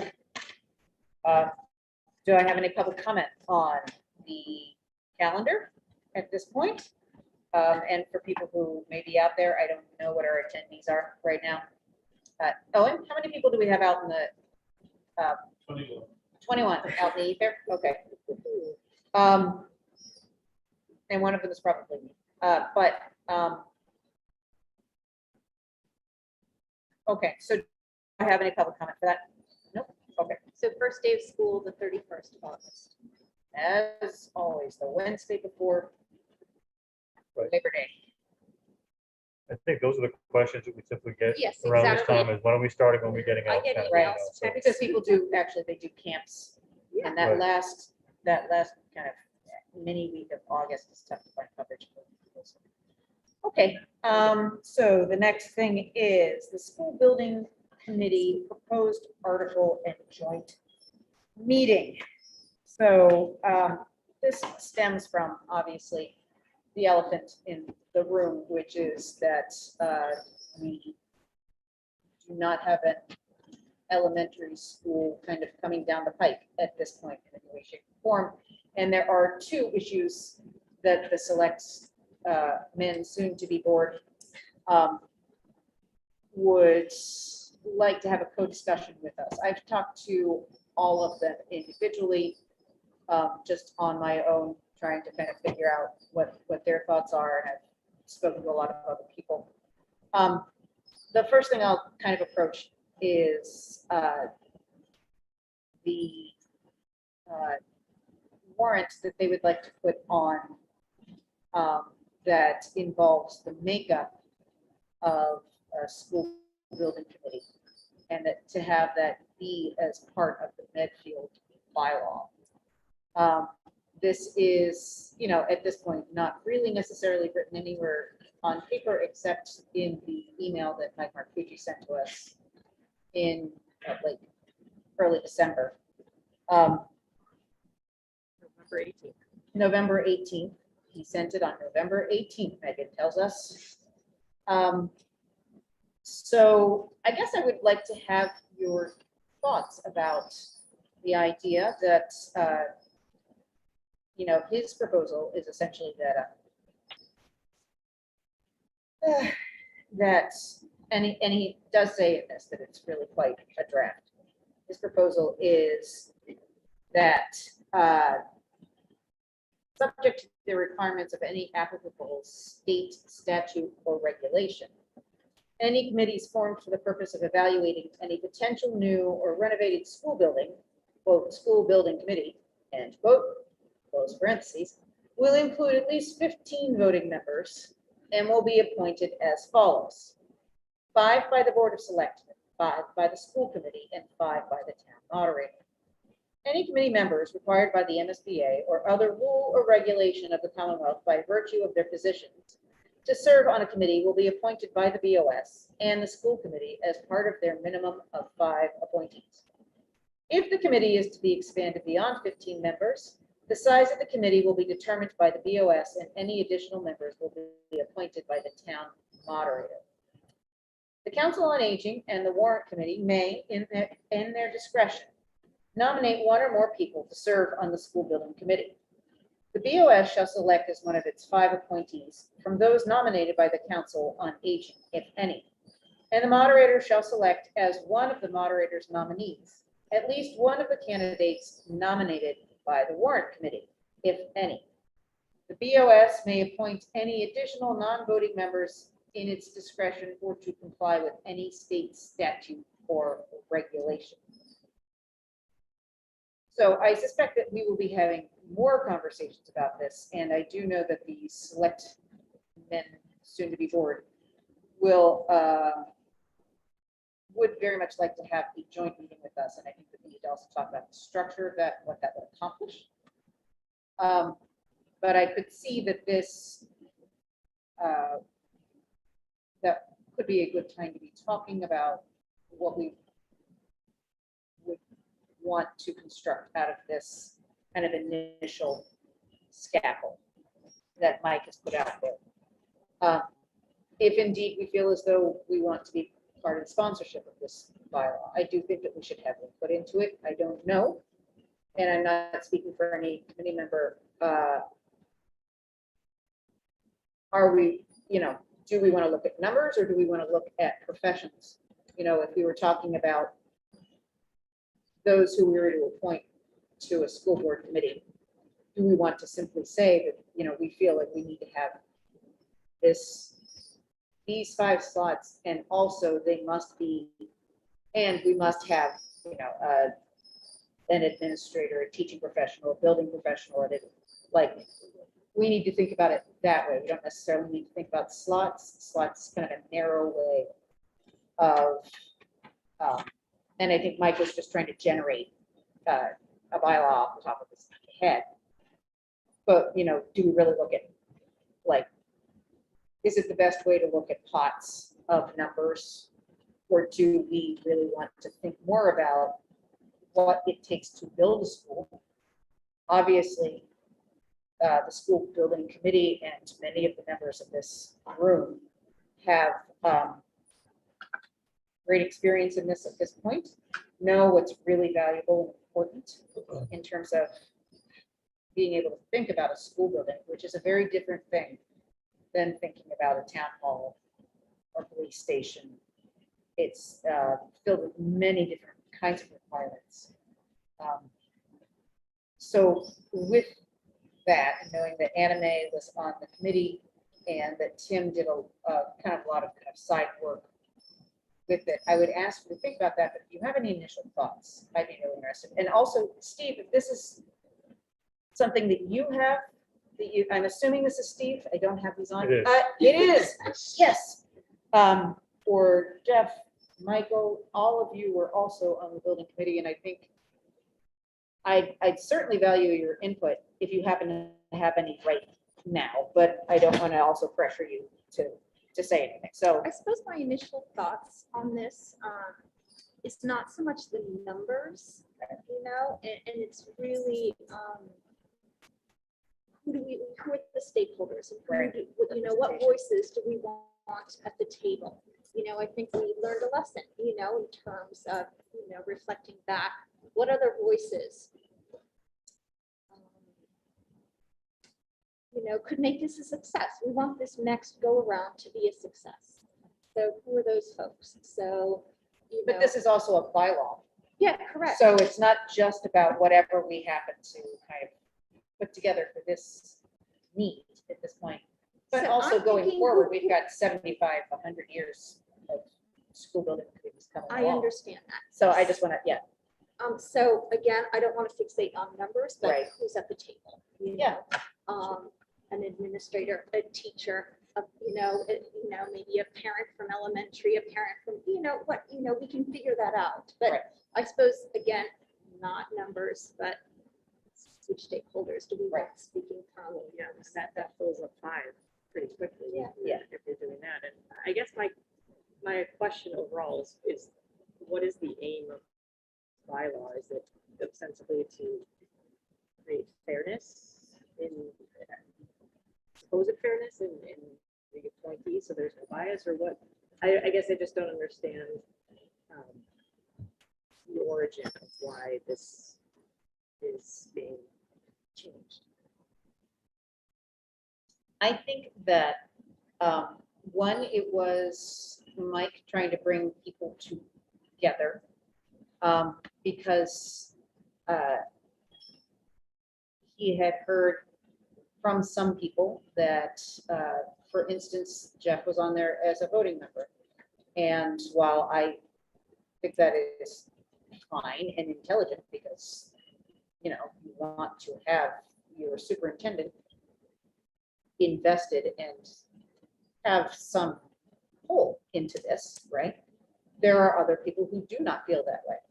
And so, and also I think at that point, and we may be, or we may not be, and I think this is a discussion with the selectmen and with who we choose to, and how we choose to kind of do this project.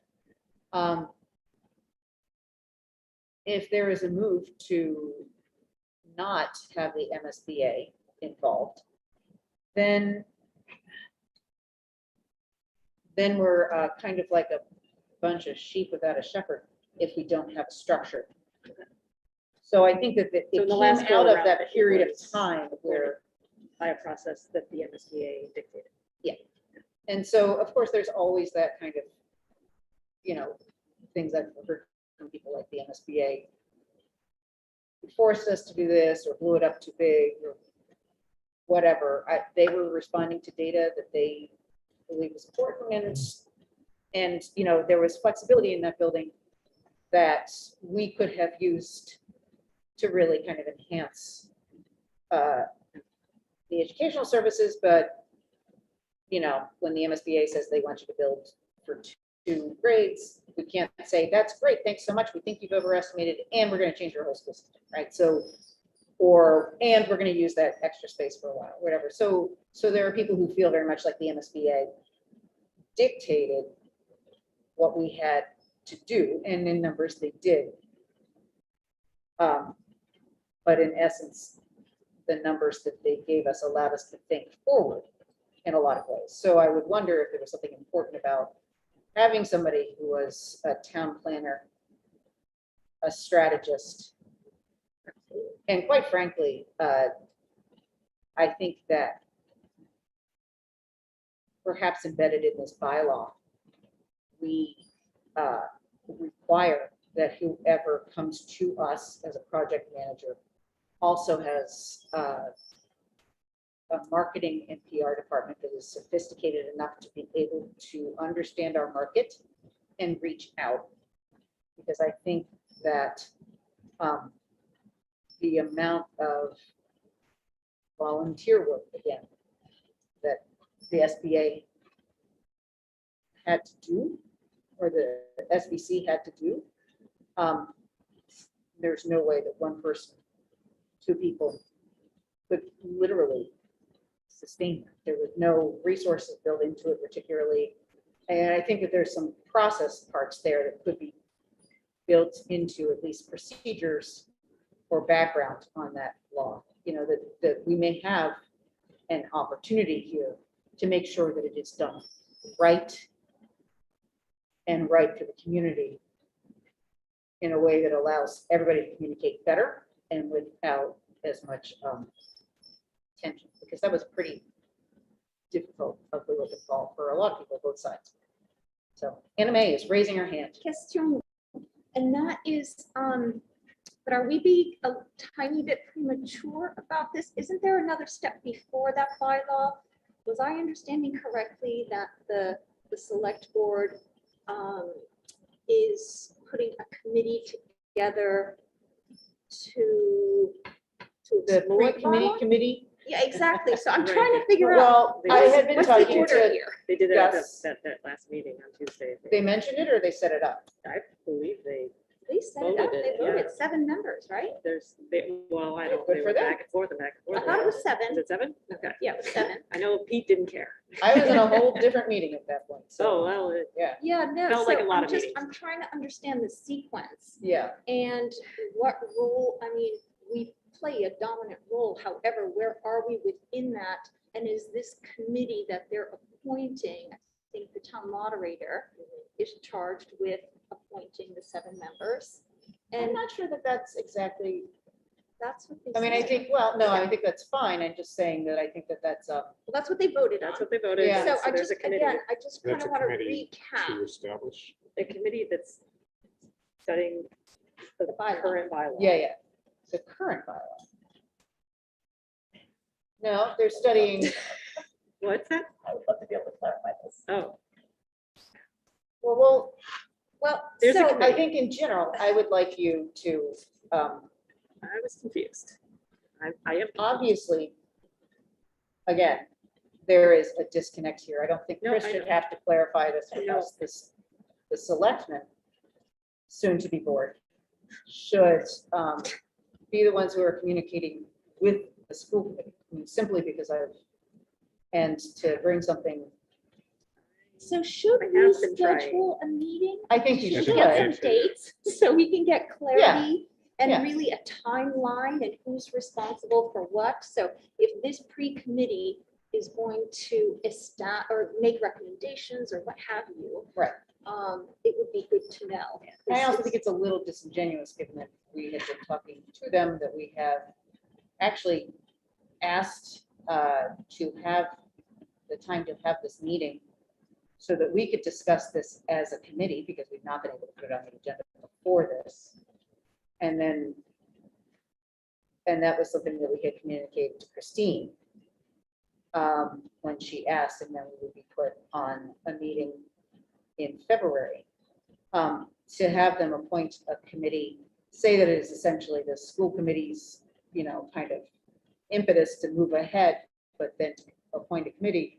I think I need some more clarification. I think we all need some more clarification from Christine, and perhaps what we need to do is I will have a conversation with her and with Mike as the chair, so we can understand this kind of 7-member committee of whatever this is. And I'm sure that this is more of a misunderstanding. And Chris, it's not that I don't believe that you know your stuff. It's that I simply do think that the committee should be communicating with each other and not having to go through a citizen who happened to be there and we're doing hearsay back and forth. So I would like to have conversation with Christine. What's the About this. charter? Did Yeah. they vote on it? If so, who are they? What's the Right, and I charter? can look at the thing, but I would also like to have kind of copies about that. I mean, I think, yeah, please. No, please. The general, I have a question for those that were on it. 15 sounds like a lot, Yeah, it does. right? You can many establish did the subcommittees SBC have, where though? appropriate. We've had 7 voting members, right? 7 voting members, okay. I just, like, when I Yeah, it hear did sound a lot about like herding a cats. committee to form a committee or whatever the facts are, which I'm not sure, it sounds like a laborious process. And we need to be thoughtful, we need to be working with the community, but we also need to be agile. So I took some notes that you just said, like, hey, the roles, maybe a town planner, a strategist, 3 parents, somebody with building experience, preferably in schools, communications expert. Like, I think that's like at least giving them some direction. Right. The And I don't know principal, how you obviously, folks- the school that is being built. Yeah. And whether Yeah, these, Like, and that's we haven't great. really gotten to the voting member part of this either. And I do think that there is a part of this bylaw that is meant to exclude certain people as voting I was members. just gonna say, it doesn't say anything explicitly about not allowing Jeff back on this committee. I don't think it does, and I would, Jeff or any superintendent, because it is indeed, I mean, it is essential, it is an educational building.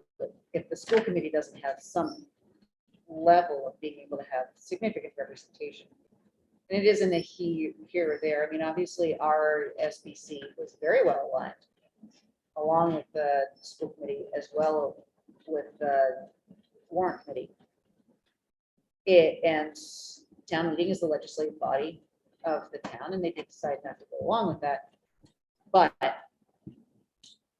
you know, it wasn't about whether the superintendent had the vote or not. That may have been used as like another kind of like drop in the bucket around not having, not feeling like there was community cohesion. But I think that that was one of those issues that was just easy to come up with. People think about things and they brainstorm, and then all of a sudden they become fact, you know?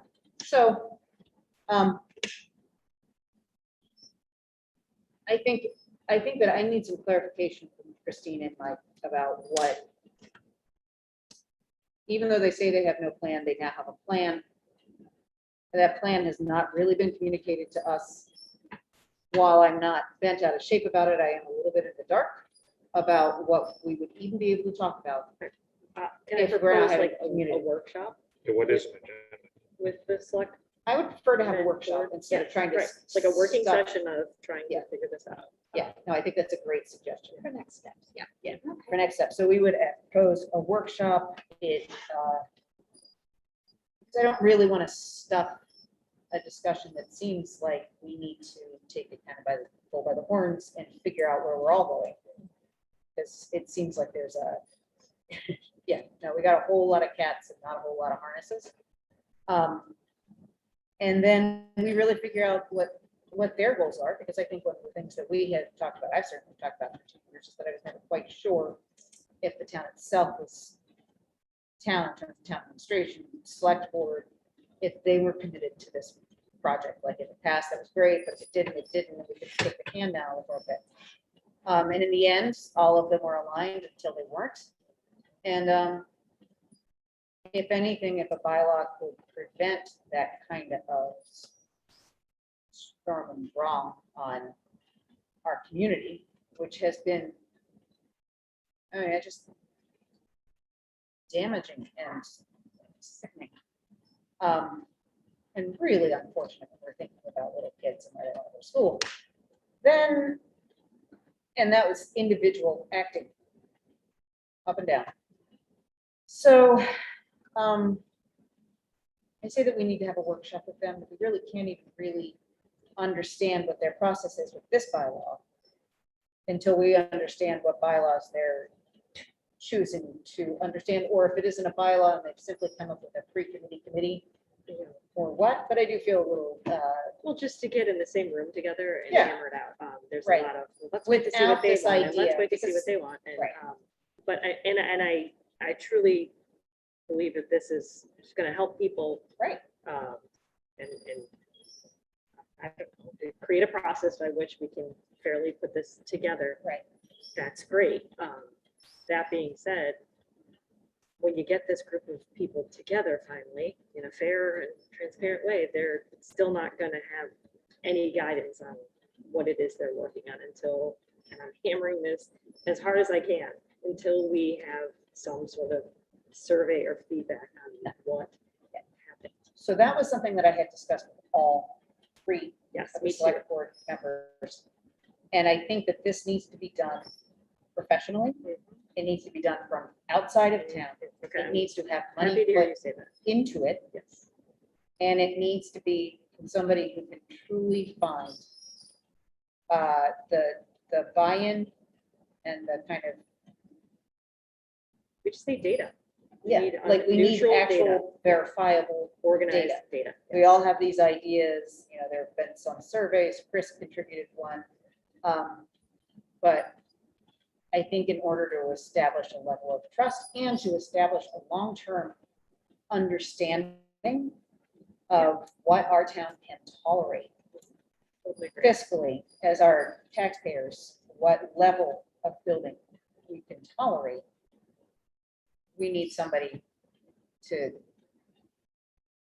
actually come in, and we can't do it on the cheap, and we can't do it with volunteers, and we can't hope it works. Well, and I don't think that that in any way, shape, or form means that we're not listening to our constituents as Oh, no. elected officials, which is what was publicly aired, that we need to sit in front of people and let them tell us what they want. As elected officials, we owe that to them, and Oh, are you we've talking done about that us in this 5 hearing? We've done it 5 times. Yeah. And Yeah.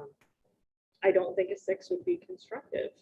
It seems a little like scab picking, and I do think that we probably want to move on. I think that if we can have a workshop together, and then if we need to have a reflection system or something like that, that's fine. Once we have a workshop and know what we're working towards.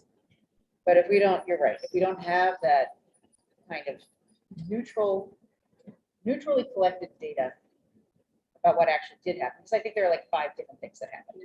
I don't think it's one or the other. I don't necessarily, some people feel strongly about location. Some people feel strongly about not wanting, that they may be on a fixed income that is actually quite Whatever it high, is, but they whatever it simply is. don't want to, It's a trusted source. Yeah. I've talked to Chris about this too, and she agreed, and Yeah.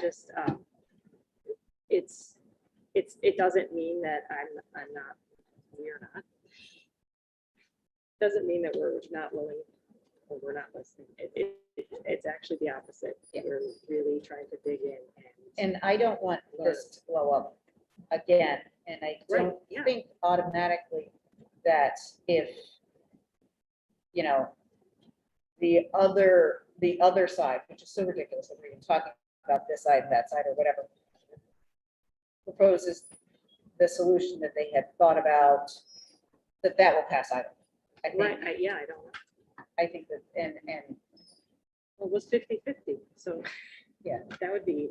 that's the other horrible. thing, It is went that, The other way, and then it still didn't pass, 2/3 is a hard majority passing. Yeah, And yeah. until we actually have kind of a different voting system in some ways, which is a long time coming and not long enough, not in a short enough time for our kids to be able to benefit. Now, we've been jawing about this.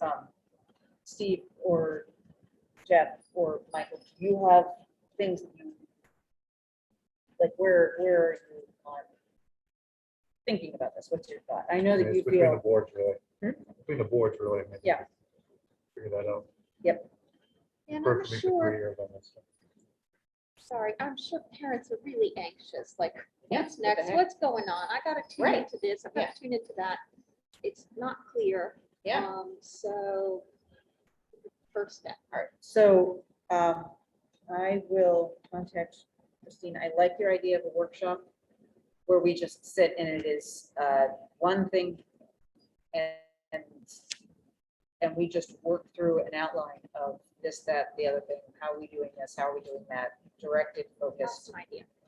And then, if there is a point at which we want to have a reflection around what people actually want in an elementary school, what they think their values are. We have done this, but I feel like that would be a use of our time that is not about picking scabs, about you did this, you did that, you did this, you did that, right? Let's get our data. Data. I'm from Pennsylvania. There's no part of That's a Pennsylvania Massachusetts thing, right? that does this. Yeah, but let's get our independent data, but let's also make sure that we're, once we have that, let's also make sure that we're meshing in what people really care about. And I don't necessarily know that that's like everybody gathers in the auditorium and gets on the mic and starts to, do their thing. Like, are there other ways that we can? I think we start with the workshop. Let's not boil the ocean, Tim. Very cold. Now, I will open this to public comment. 3 minutes. Approach the mic, name and address. Mike, go for it. Mike. Yeah, you gotta talk into the mic or the people at home can't hear you.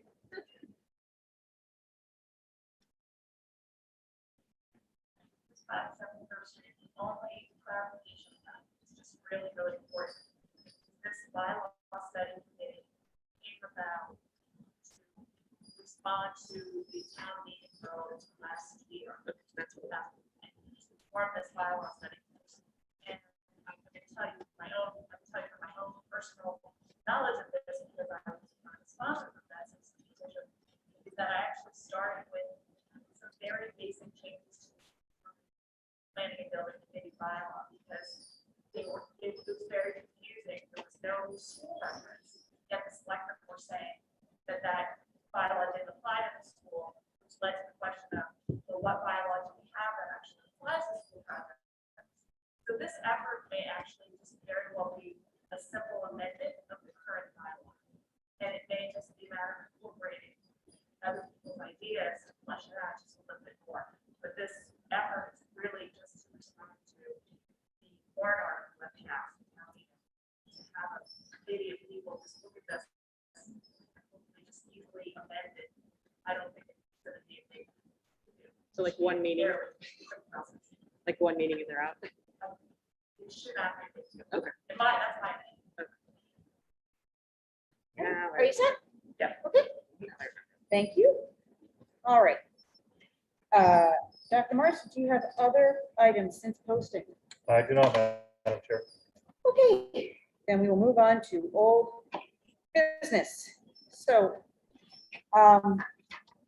this is the mask policy project. I can tell you that I have the alphabet floating in front of my eyes, and I would say that Andrea and I, in trying to get this first tranche together, have literally been on the phone, what, 5-6 hours over the last 2 weeks?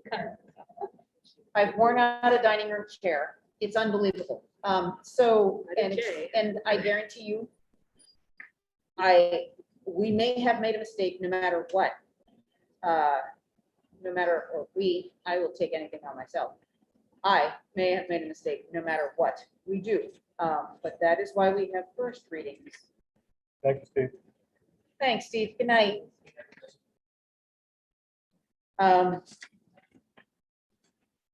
is why we have first readings. So with that, I don't think we're necessarily going to discuss these tonight. What I would like to do is I will read through what we are presenting, why we're doing it. And then all of the information is up on the website or will be by tomorrow morning about what we're doing in the first draft. But I'll tell you a little bit about how we're doing the process for those out there. We will do the first reading of these Section B policies. Not all of Section B needed to be touched. Essentially, some of them we discussed but didn't necessarily have substantive changes or any changes that were going to be made. Given that in workshop, we have agreed that we would like to try to put forth kind of a blanket consent of about 8 or 9 specific things we'd like to change across all of our policy books. Those policies would then be included within that kind of blanket consent.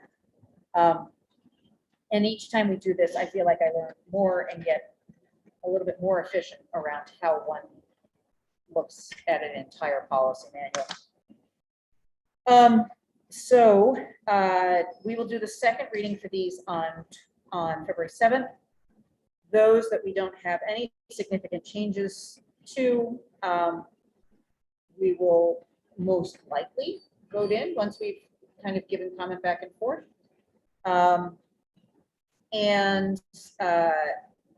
If we do have significant changes, we will resubmit them for a vote at the next meeting after we've discussed them in the workshop. And I expect that upon approval of the committee, we will do a consent vote for the reformatted parts of the entire policy manual. And just to make sure you guys have this in your calendar, the next policy workshop is scheduled for Friday, the 11th. Is there any possibility that we could schedule Friday, another when 11? Which one? on February 11th? Oh, Feb, okay, I won't be here. No, I think we scheduled that when we kind of put this Yeah, all yeah. together, but Forgot. no blem. But I'd like to know if there's a possibility that we could schedule another workshop in February and one in March, so we can just get them on the calendar. I know February's tight, so I am not going to strong arm anybody. In fact, it is so tight that there's really only 3 functional Fridays in February. Actually, can we look at a different day? If we Yeah, do early I'm morning? actually I know, basing that off. of I your work know, I schedule. thank I'm you, not. I thank you, but my I have Fridays a are crazy fast. Firmly so- held yoga class at 8 a.m. on Tuesday and Thursday. Other than that, I Wednesdays, make myself available. Wednesday mornings. Look at. How do you guys feel about Wednesdays? Works for you? Tim? And- Yes. So, Wednesday, the 16th, would that work? For workshop? I won't be there, but I can't make it that day. But that's okay. No, that's- Yeah. Actually, I can't do it on either. Yeah, I Wednesday's don't a think we roll want to day. do like 9th, 10th, 11th. Yeah, Much as I love all of you yeah.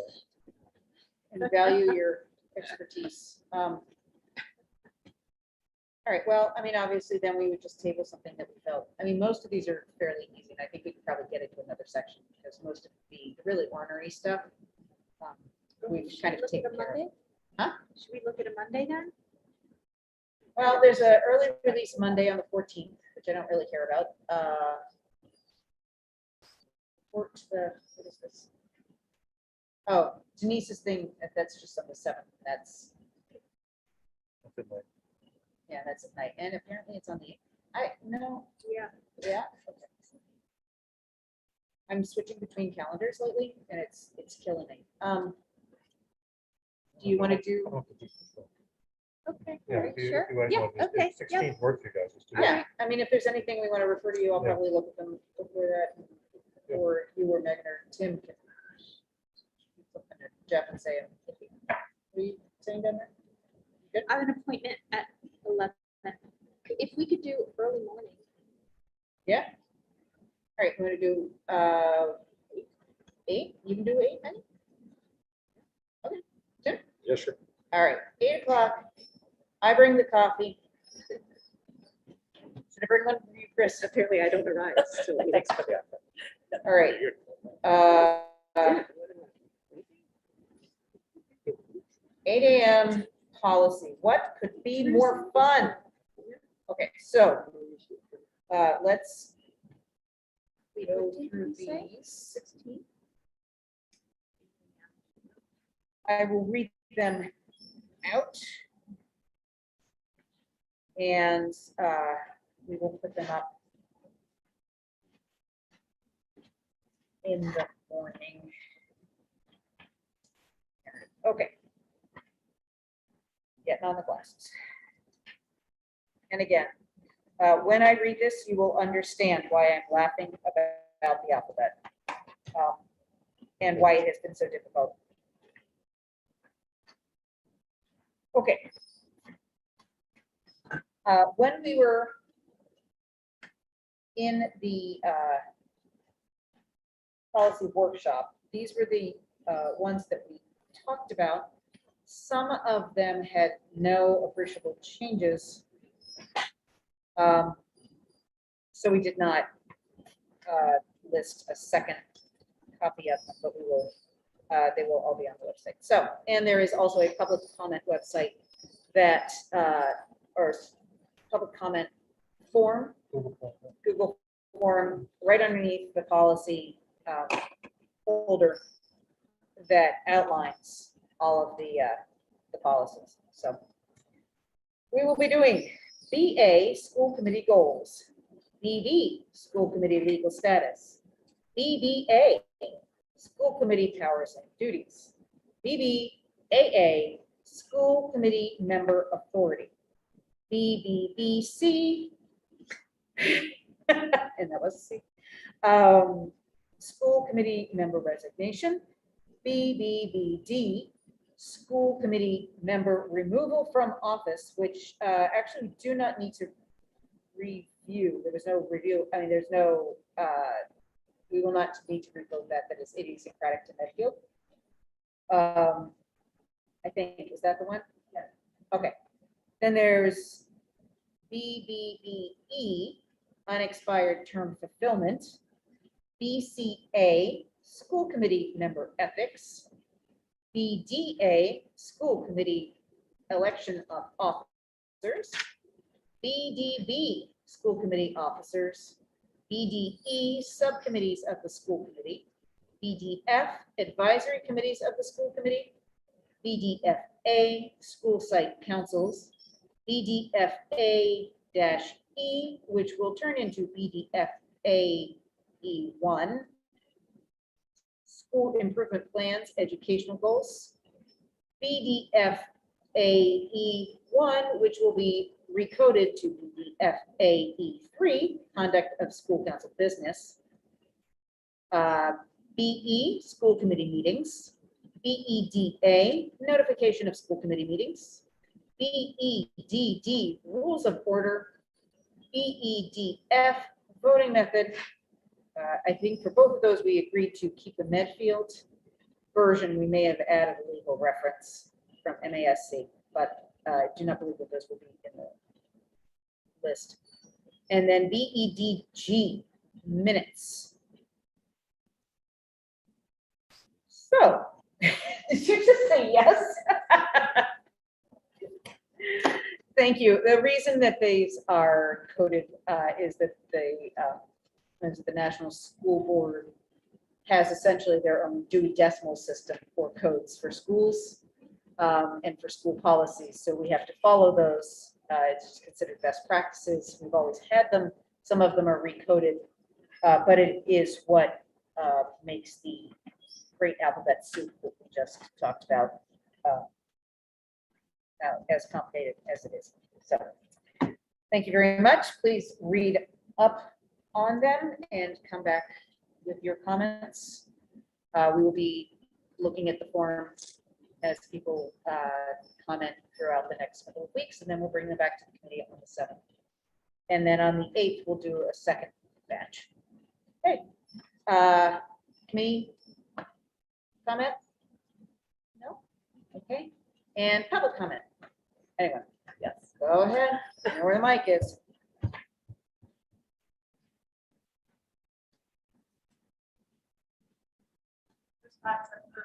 First of all, I'm going to issue all a bottle of champagne when this is done, because I know this is a huge one. So out of the 24 policies that you had on the agenda tonight, I only have comments on 4.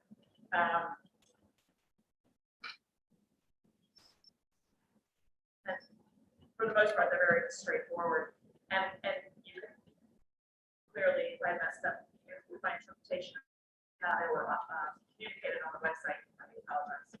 So the only one is CEDA, the school committee powers and duties. We just advocate for including the Mass Association of School Committees number 6, personnel matters. Just to make sure We did that's included. that. Yeah, it's in the it is in the copy that is up there or will be up there. Okay, so Yeah. thanks. Let's see. And we thought that was important too. I would ask for all the school council related funds, the PDF and the other related to. I don't know, I was kind of surprised, I didn't see any of the statutory language in that. It comes right off the MGL. So I would just ask that be incorporated.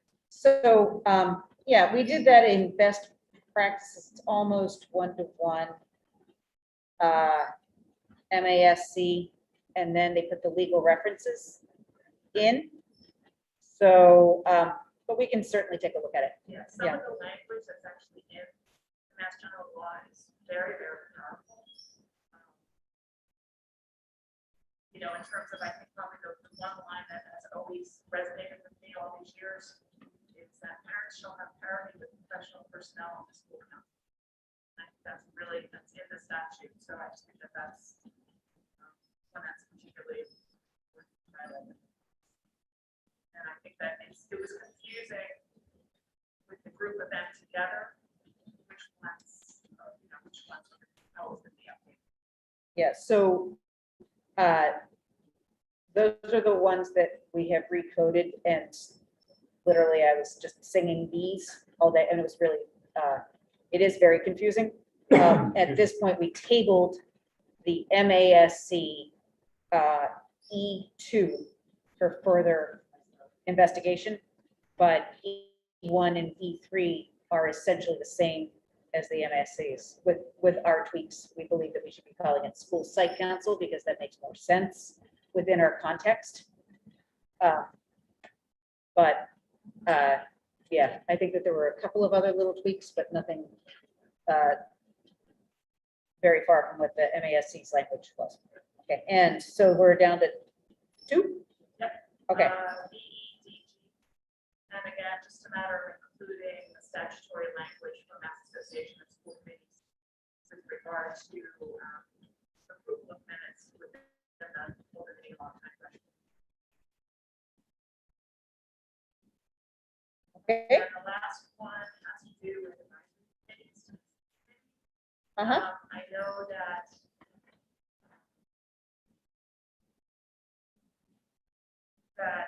there's really no policy. We have no policy in existence right now that actually addresses superintendent appointments. And how,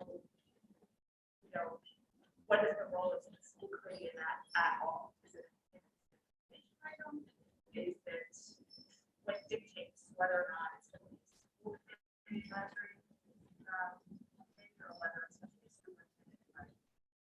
And I look at it from the lens of the people who are serving on these committees, these task forces.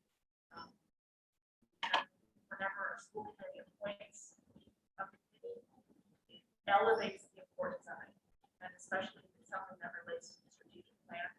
That when the school committee appoints a committee, that it automatically attaches a level of importance to it, level of public community, that you would expect them to be with that, able to pass what's going on and learn from it. That's just something we're missing a policy that dictates, the differences between those two things. For advisory council. okay. We appreciate your feeling that we hold such gravitas in so many of these situations. I do think that there is actually language around what is considered a superintendent appointed committee, because we have, and what is an advisory committee, and the two things, and how they meet and how they do not meet. And I know that we've spoken to our attorney about it quite frequently. So I'm pretty comfortable, but certainly we can take it under advisement about whether that is a policy that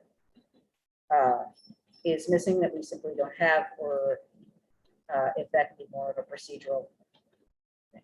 So, okay. And the next thing we will move on to is DESE COVID mask guidance. Dr. Morrison, if you'd like to go. Sure, thank you, Madam Chair. So as you know, in your packet, you have the January 18th letter from Commissioner Riley to all superintendents regarding the new upgrade and optional testing program available to schools that begins on effective on the 31st of this month. So essentially what we had to do was sign up for this particular program that gives at-home antigen tests to the district to distribute for staff and for students. So we are currently collecting the data around students and trying to get as many as we can to participate in this program.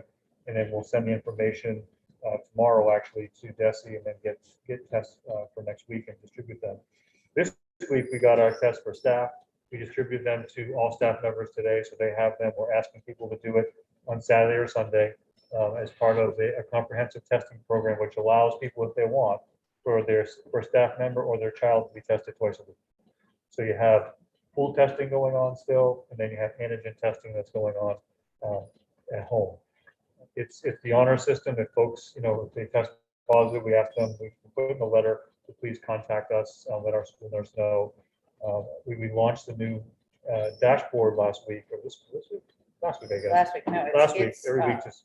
It's runs got in. all the bells and whistles. So It's really what we're nice. able to do is that as soon as a nurse finds out of a positive case, she enters the information on the spreadsheet, and it goes right up and updates the dashboard. So it's real time. Because I think, one of the things that we found was providing emails to parents once or twice a week. It was good to give them the information, but sometimes they don't want to wait till Wednesday or Thursday or Friday. This lets them make a decision based on what is happening in real time in the district. So it's been really good, really positive. I got great feedback from parents on it. And I think that the way you can drill down by school and by day, so it provides you that information. So if you're a parent, say just in Memorial, and you want to know what's going on in Memorial on a certain day, you're able to just capture that right away in real time and not wait for an email. So that's been really positive. So back to the testing program. We signed up for that. We dispersed our tests today, as I said, and then we're collecting data from parents on students. We have over 600 students right now that have signed up for that. And we can continue to sign up as we go along. So if people don't make the deadline of next Wednesday, it doesn't mean that they can't participate. We'll still be ongoing. So if someone changes their mind and they decide, next time I want to do it, I just didn't want to do it this time, then that's fine. We can do that. So what we're working on right now is distribution plan for the elementary schools. We're probably going to give parents an option. Either we'll send it home with them, or we'll offer a couple pickups for parents. So we'll do a daytime one and then also an evening one as well. And it would be twice a month that we would do that. So each kit has 2 tests, so parents can do a test on 2 Saturdays or 2 Sundays, and then the next week we'll give another test. So this really is a great step in the right direction. It takes away the test and stay program that we've used and that has saved statewide, hundreds of thousands of school days for kids, because before those kids would have to stay home. Now we did the test and stay for 5 days if someone was a close contact. But what was happening, it happened in Medfield and it certainly happened statewide, is that what we're finding, the data show that none of these close contacts in school were testing positive. We had one maybe in Medfield out of hundreds of tests, one maybe that could probably link back to an out-of-school exposure. In statewide, it was 98.3% were negative. So we're having our nurses do a ton of time with contact tracing, testing. Parents are dropping their kids off. There were days that we would have 150 tests all lined up on desks, and everyone sitting around waiting for 15 minutes to end before they could go to school or not. That's gone. So that, what we've seen so far in the state, what we've seen locally, the risk of in-school transmission is extremely, extremely low and rare. So I think that's positive. That's a step in the right direction.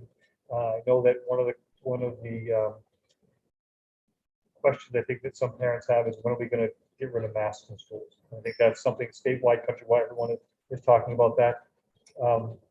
Tomorrow I have a meeting with DESE in the morning. They asked all of the schools that have 80% plus approved to remove masks to have a meeting. So I'm not sure what the topic is and what they're going to talk to us about. But I know there's definitely rumblings of, once the Omicron kind of dies down a bit and we start getting numbers that are off the charts, as they have been for the last month or so, that schools can start to consider whether or not they want to keep masks or make masks optional. I know that every district but one that did take the mask or make them optional prior to this surge has put them back on. So I think that's probably the right thing to do at this point. But I think as we get closer to the end of the mandate, which is February 28th, we need to start having the conversation. What does that off-ramp look like with masks, and how to determine that? And I think I've told some of you individually, it would be great if the state could develop those metrics for us and tell us what those would look like, because none of us. It would be great, It'd be wouldn't great. it? None of us, Yeah. majored in that in school. So I think it's important that we have a consistent process by, support from the Board of Health, meeting with the Board of Health and get their input on this, and just start to see what some of the metrics are that would allow us to move to that point. We're certainly not there yet. I know some people would have liked to have masks off months ago, but I think that we still want to make sure that we're safe, and we're still getting positives every day. It's not like it's gone. But I think And our hospitals are still overwhelmed. I mean, I think that's always what masking is about. It's not so much about whether kids get it, but how society at large is able to manage the difficulties of having, a virus that can really attack people when we're vulnerable. But I So- think we continue to But I learn, think that we right? need to keep on, we I need mean, to have this iterative conversation about it. Right, Right. Constantly, Yeah, I think so. And I look back on some of the communications from last year where, we paused high school sports for a week because we had 8 positives in high school. There was one point when we first came back, we had 86 positives in 1 week. So I think we're certainly learning and understanding a lot more. Yeah. I don't think it's just let's take them off and we're done. There's going to be a process with that, and we need to start, looking at data, looking at the science around that to make sure that we're safe and our kids are safe, and that's the most important thing. So, So is it you know- possible, sorry, okay, is it possible then to either invite Board of Health representative or something to come to our next meeting or the next, so we can start putting,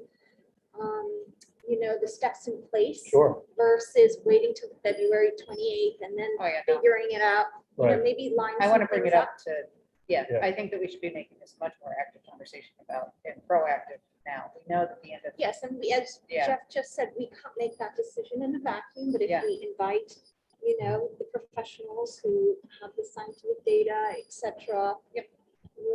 I know I've said this 100 times in the last couple of years, but we are really fortunate in this town. We have medical professionals and public health professionals on our Board of Health. So let's, make sure that we include them in that conversation. And we are very, very fortunate because there are other towns that don't have that. Yeah. And I think it's, they're a wealth of information and can help us through this. And we look at the February 10th meeting as maybe to invite folks if they want to come or. Yeah. No, absolutely. That is a very full agenda, so I might meet up with some other people. Yeah, But, sure. That would be- Yeah, that would take precedent. That'd be a priority. um, I have so. oh, one other please. clarifying, I forget, did we apply for an exception in the middle school? Just high school. Yeah, so Is right there any now it's reason- just the high school. I think that, I'm interested what I find out tomorrow, what the conversation is. I really don't know what they're thinking. So I don't know if they're going to extend this or they're going to tell us that they're planning on removing the mask requirement early. I don't know. So I think we'll have more information tomorrow after the meeting in the morning to get a sense of at least what they're thinking at the state level. Because I think there's so many layers and people get frustrated with the state, and I understand that because I certainly do at times too. But there's so many layers that DESE has to go through. Then there's the medical team that DESE's working with DPH, and then once they make a decision, then Governor Baker's team has to make a decision based. So it's just a lot of layers, and it just takes a lot of time. So I'm curious to see what we learn tomorrow. But I'll give you updated numbers once we get them. But it's over 600 right now for kids participating. I think that's only going to grow as people become okay with the program, and it's a great opportunity to have your child tested twice a week. Oh, yeah. It's really good. And I think that, just as you're talking, and I know that you emphasize this, and I think every district in the country emphasizes this at this point, certainly in the state.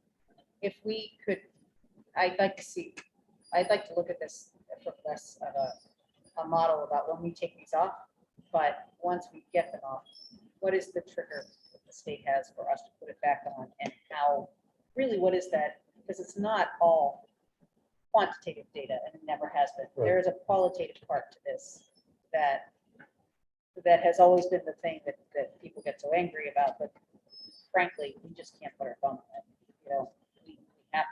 We have to make a decision on or off. And none of this, it is all kind of squirmy. I would really like to know, because there are going to be other variants. We'll have to know how they've been evaluated in terms of, and we need somebody to tell us, okay, this week, it would be really dumb to not have a mask on. Like that would be my fantasy. Like, okay, we can put a mask on for a week. We just can't continue to have this like kind of endless maskness. Although I did buy some in bulk, and if we could go for the 1,000 I have in my basement. Actually, that's thanks. not. But I think it's, at some point, we have to figure out how we're gonna do this, because I think it's something we're gonna have to live with, you Yeah. know, and it's.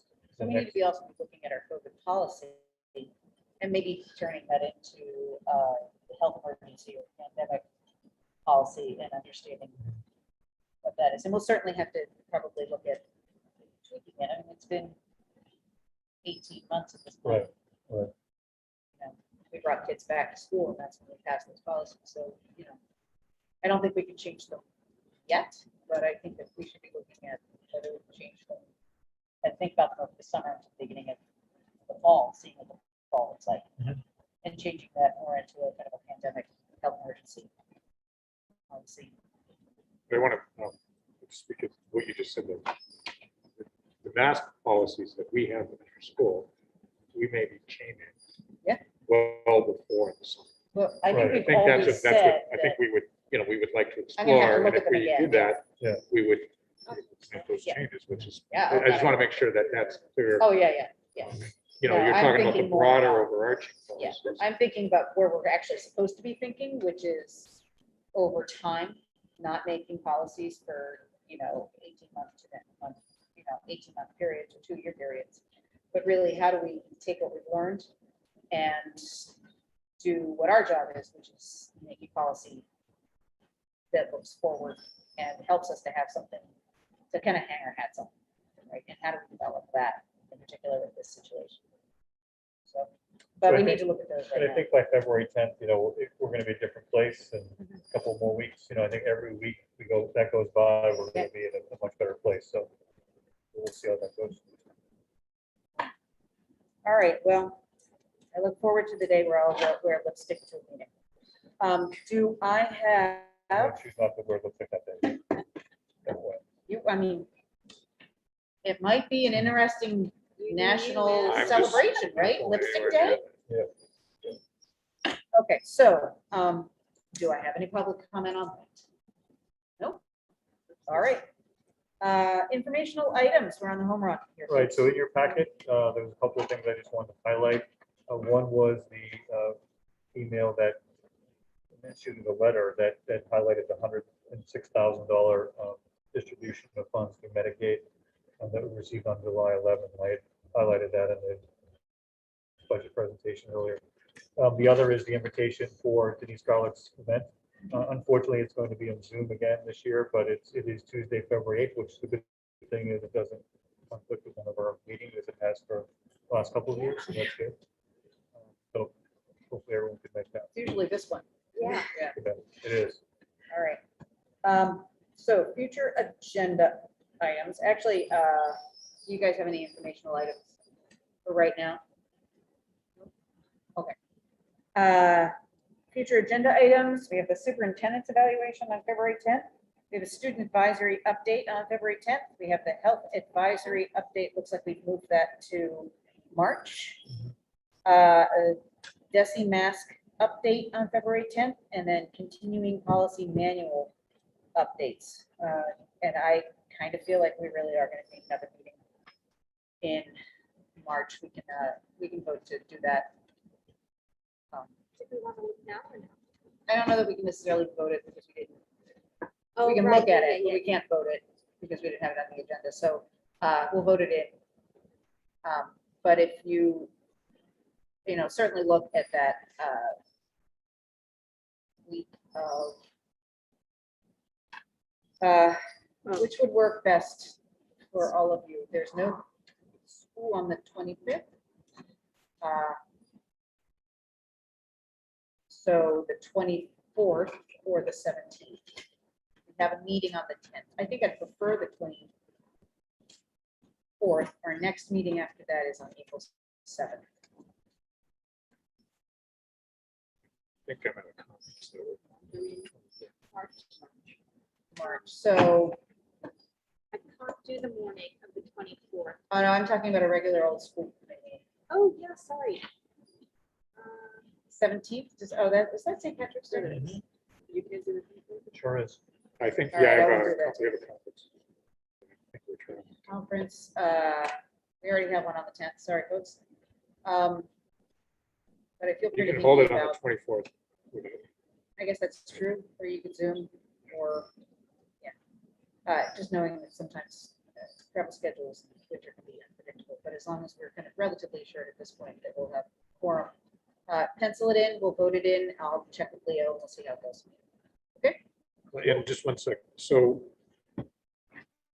I see we have health advisory and DC mask mandates. March 10th. You're going to try to bring a mask discussion with the Board of Health on February 10th. Yeah, That's what I was. yeah. I mean, And you- I think we've moved the health advisory update. We thought that would be the 10th, but I think we're gonna move it to March 10th. And I Which might is move it a little further. in. Yeah, it says March 10th. And then It doesn't feel, I mean, it needs to be done, but it doesn't feel critical right now in a way that we're discussing a lot of these things. yeah, it's just moving it to February. And I'm just wondering if February 10th is loaded. It is I love incredibly the loaded. student advisory thing. So Well, we can't, I don't want to get rid of student advisory. First of all, because these kids schedule this into their very busy schedules. And also, if there is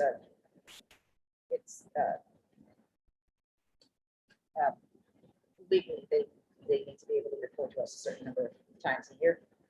So yeah, so let's just manage the agenda. you don't think I managed? This is the agenda? guy who always asks. I just have one more question. So. Yeah. Admittedly, 9:35. yeah, we may have said. All right, so what's your one more question? Oh, no, you were joking. See, 9:30, I lose my sense of humor. Can we call a motion? Why don't I call, our next meeting would be on February 10th, 2022. Do I hear a motion to adjourn? And Seconds, man. Megan, and I do need to do a roll call for this one, so Anna Mae, Here, Anna Mae. thank you. Megan Glenn, yes. What's your name again? Jim Knight, yes. Jessica Riley, yes. The meeting is adjourned at 9:35. Only 5 minutes after I lose my sense of humor. Okay, thank you so much. Appreciate it. That was yes. Thank you.